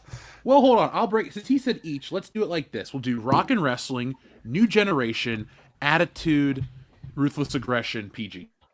All right, so let me see. The eras of WWE. Let's break it down. Break it down. Okay, so according to this, yeah, there's Capital Wrestling Corporation, 1953 to 63. None of us were alive.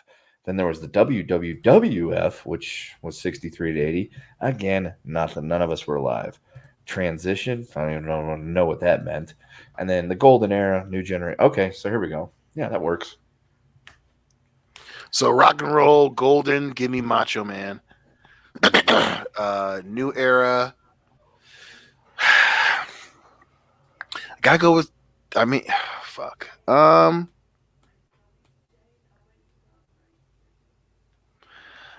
You know what? New era, I'm gonna just stick with Owen Hart.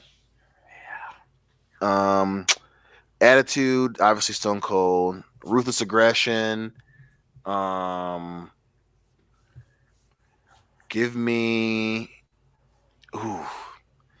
Ruthless, give me fuck. I'm gonna stick with Y2J during Ruthless. And then PG, if I gotta fucking pick.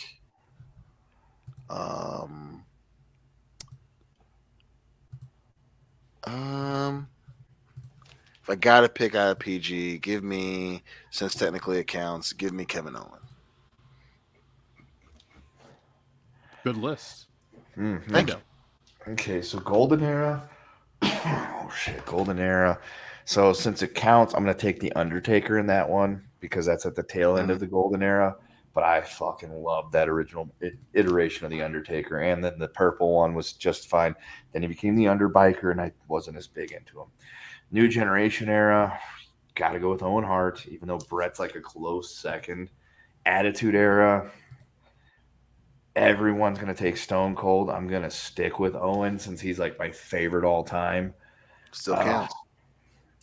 Ruthless Aggression is when I was out of it, but when I've gone back to watch, I'm going to go ahead and just stick with Jericho because he's like in my top 5 all time. PG era, I'm going to take Danielson, or well, he was Daniel Bryan then. And then anything that came after that, I would just go ahead and stick with Daniel Bryan because after he retired, I didn't really have another favorite wrestler. It was just always him. And it's a shame that he's on AEW doing absolutely nothing because they suck. Okay, so I don't want to be too redundant, but from the golden era of rock and wrestling, I gotta go Macho Man. Hulk Hogan's. I think I like Hulk. Hulk Hogan's like more of a personal favorite, but Macho Man is so good that I can't allow myself as a wrestling fan to not pick Macho Man. I mean, his promos were better than Hogan's. His matches were better than Hogan's. Literally everything that that Hogan could do, the Macho Man could do better and did do better. You can just say that Macho Man was better than Hulk Hogan. Nobody's going to disagree with you here. Fine, Macho Man's better than Hulk Hogan. From the new generation era, I'm going to go Shawn Michaels. He's one of my all-time favorites. Ooh, he's not my favorite in that era. If we're trying to pick our favorite like during that era or just in general from that era. Because like I don't really like New Generation that much, so I'm going to pick Shawn Michaels. Yeah, I was thinking of that era, a favorite of that era. Attitude Era goes to The Rock, hands down, favorite of all time. Ruthless Aggression. Rob Van Dam. I love RVD. He's my third or fourth favorite of all time, so that's kind of hard not to pick him. After the Ruthless Aggression era, what do we get? Is that PG? I want to say Orton, but Daniel Bryan is kind of like, if there's an era after Orton's, then I'm going to go Daniel Bryan, because I was so invested in the 2014 WrestleMania storyline, the whole fucking Yes movement. You know, Dion, you weren't as into it as I was. You used to give me shit. I used to give you shit all the time. Yeah, about it. Yeah. So I fucking love that Daniel Bryan story. So I like Kendo. He's probably the last wrestler that I got emotionally invested in. I've been to multiple I've been to every WrestleMania, since all this shit happened, since he won the belts. But nothing has left me that excited since then. I mean, Seth Rollins cashing in was cool. That was a great moment. But we were all there for the Yes movement. So that's it. And I like Matt Riddle for the modern age, but I don't like him anywhere near as much as I like Bryan or any of these other guys moving backwards. So, after that one, our friend Dr. Coffinail says, I know we already did this, but just a thought of this one the other day. The living are not done with you yet, you little bitch. You can always add you little bitch here on the channel, folks. I guess we forgot to do word of the day this week. Shit. Oh, no. The word of the day is butthole. There you go, folks. Do it how you will. But thank you, Dr. Coffinails. Watchman of Yah says, okay, worst intro song. Anything from WCW that was a blatant ripoff. Yes. I got to go with that. Sin Cara's entire entrance in general was just so fucking bad. Shitty lighting and yeah, and they refused to turn the lights back to normal during his fucking matches. Yep. Times that he would fucking botch it, which would be fucking hilarious. Which was every match. Just weird.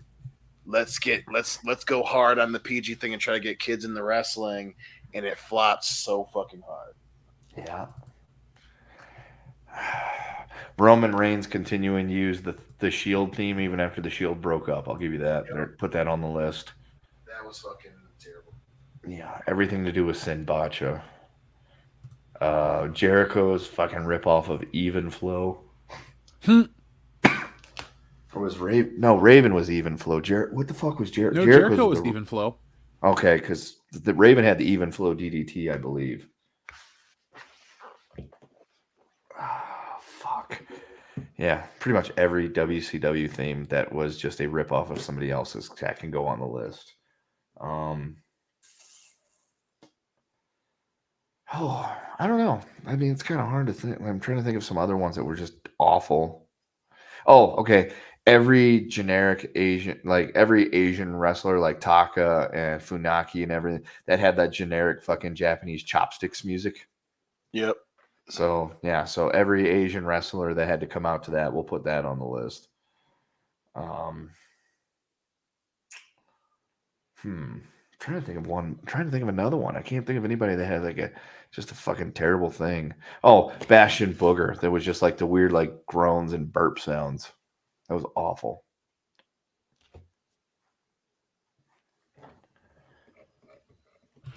Kendo, those are all great, terrible ones. The one that gives me an actual headache is the Right to Censor theme. Oh, yeah. Yeah. That warning. Yeah. Warning. Dude, then the thing is, they ended up winning. Yeah, but they won. Yeah. It's been censored. Yeah, they fucking won, man. Let's see. What else did we have from our listeners? Oh, he wanted a number 5 random button, please. You got it. Ask and you shall. Oh, shut your mouth, you thong-wearing fatty. Oh, back to the good themes. Honorable mention to Val Venus's porn sax. Hello, ladies. Fucking Loudy loves that fucking theme. Loudy is that theme. Yeah. My boy. Oh my God, Mighty Nick, thank you. The Jesse and Festus theme sucked. Biscuits and gravy. Biscuits and gravy. Yep, that one was terrible. Made me mad. Fucking A. The whole gimmick being one of them is mentally handicapped. The other one's just a fucking dumbass running around the whole fucking time. Biscuits and gravy. So, Although that does Bleacher sound really Report. good right now.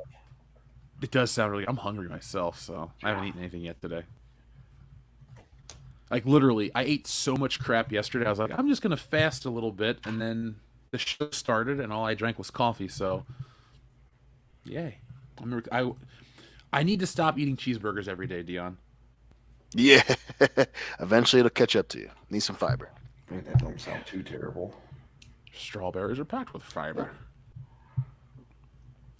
Darian2 and 7, thank you for your very generous super chat. He says, this past Tuesday's High Council show was awesome. Must listen for everyone. Thank you.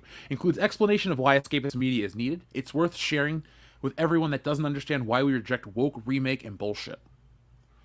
Thank you, Darian2 and 7, for the nice words. But folks, I was joined by Literature Devil, UCast, as well as Fatal J, and we had an awesome time. The conversation, thank you, Darian. I'm glad you enjoyed it. I thought it was a fun show, and I enjoyed listening myself. Sometimes, folks, when you have a show with me on it and I don't say as much as I normally do, it's because I'm enjoying the conversation. And those guys together, well, we had some, I thought we had a great show. So, folks, go back and check that one in the archives. And this Tuesday, we will have Echo Based Network. If you have more recommendations for people you want to see us stream with, just let us know. You can email us, you can shoot us a Twitter message, or you can find us on our new platforms. We're on TikTok, we're on Instagram. We are everywhere you want us to be.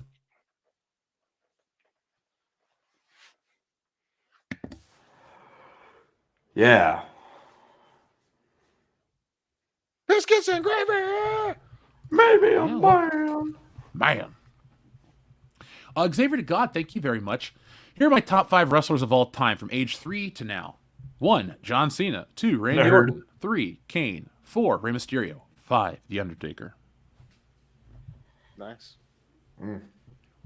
I feel like you would be a big fan of 2009 wrestling, because that's like SVR09 right there. Do you remember we used to play that shit? Play the shit out of that game. Yeah. So much. And finally, Xavier to God says, favorite newcomer to WWE from Golden Era and after? Like, newcomer? What do you mean, like? Like when they debuted? I guess. Because I would give you the same answer for a lot of those people, like, from, you know. I mean, from that new to attitude. I mean, in terms of transition, I guess I gotta go. You know, my favorite transition from those two is Austin and HBK. I mean, that's a great transition from Golden to New Generation. Probably Macho Man still. Yeah, I think I'm with you on that one, Jeff. Macho Man transitioned the best from attitude to ruthless aggression. Probably Kurt Angle is my favorite transitioning. I mean, the biggest reason why I like him transitioning over Jericho is you had like the goofy Olympic medalist, I drink milk, to being, you know, my fucking head's bald and I just beat motherfuckers up and I'm the wrestling machine. Like that transition was cool as shit. And then ruthless to fucking PG. I guess I mean specifically with that, I think I'm gonna stick with Jericho. Like that dude has managed to stay relevant and be Jericho in every fucking era. I got that one is probably the best. Even with going to PG, he was still doing Jericho level shit.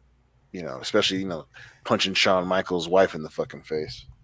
I was there for that. I'm just gonna say Maven for all of it. That's only fine. What about you? What about you, Raisin? Yeah, because I'm like, I was going Maven myself. Yeah, because I'm like, I don't think I completely understand the question, so I'm just gonna say Maven. I mean, he drop kicked the Undertaker out of the Royal Rumble. He's wonderful. So yeah. And then the Undertaker proceeded to like destroy his brain. Yeah, hey, if only he could cut a fucking promo, Maven would have been a big deal. But that dude couldn't cut a promo to save his fucking life. Oh, should have cut his eyebrows. Oof, shit. I'm joking. I actually like Maven Huffman. He was fine.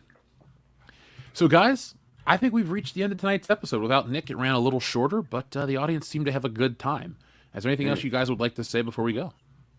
Yes, Watchmen of Yah. I am for sure gonna stream God of War because I do want. You know what? And we may even stream the other guy because that comes out the end of this year. So you know what? We're gonna get back on to Twitch. WCBS, follow us on Twitch.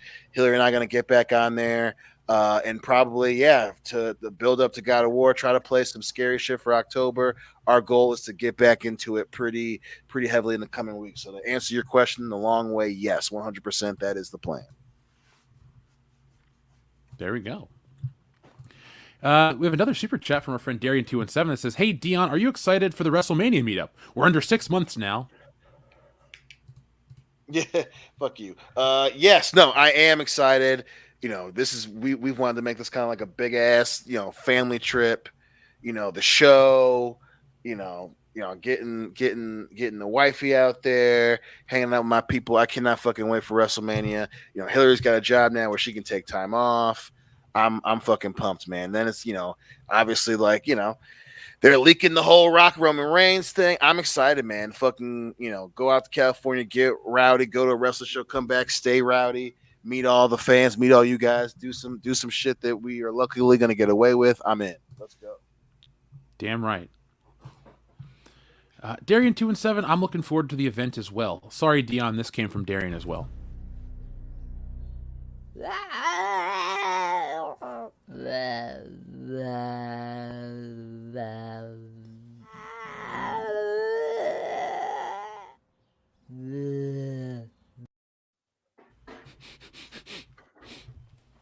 Xavier to God, thank you very much. This is a fun one, guys. We just have to pick out of these 4 wrestling themes. Voices. Okay, we're going to do verses. So voices or I Walk Alone.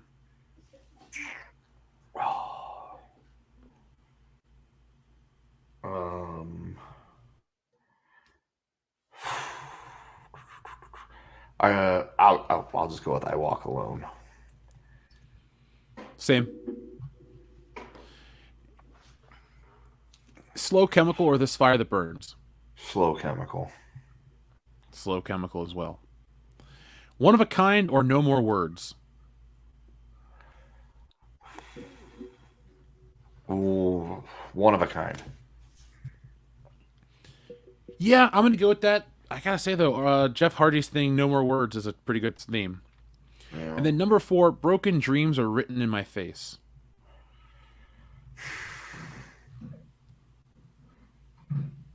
Written in My Face. Who was Broken Dreams? That's Goldust. Yeah. Oh, oh wait, no, that's Drew McIntyre. That Out of Time, So Say Goodbye. The first one. I'll go with Written in My Face because I didn't like Drew McIntyre back then. Oh, fucking nobody liked Drew McIntyre back then. No, Vince did. And Sheamus. Say what you will, Sheamus has been consistently above average for everything he's ever done, even when he's had shitty programs. Mm-hmm. And his themes have always been kind of cool. Yeah. I've been loving this wrestling chat. I wish we had enough to just do our own wrestling show each and every week. That'd be a lot of fun. Then we have to watch wrestling. We could bring back Ring Rust. 5 people have asked since yesterday. So, folks, we are going to put this baby to bed. I'd like to thank everyone for watching us. We'll be back on Saturday with a new video. Be on the lookout for that. Go over and check out titsandart.com. Back in that book helps support the channel, helps us grow, helps us get our stuff out there. So be a part of that big change, and we keep on growing. We got more people today, and we only have 9 days left to back. I'll be sharing some more of the art on social media, and you guys have seen that one very elaborate piece. The one that's the woman facing sideways with all the stuff behind her. I'm excited for the audience to see that one. That one took a while. It's fucking cool as shit, man. Thank you. I'm excited to send that out to everybody. So, folks, be on the lookout for that. You already know what to do. Go to titsandart.com for more. But in the meantime, folks, we'll be back. We'll figure out a new date for the Halloween end stream so we can drink together and have fun with that. It was supposed to be tomorrow, but Nick being in town and stuff changed up the plans, and you couldn't really do it with just one bullshitter. So We have to spare Kendo that night of drinking alone, and we'll reconvene. So, folks, thank you for watching. Be smart, be safe, be cool, but always be excellent to each other. .com. Nice shooting, son. What's your name?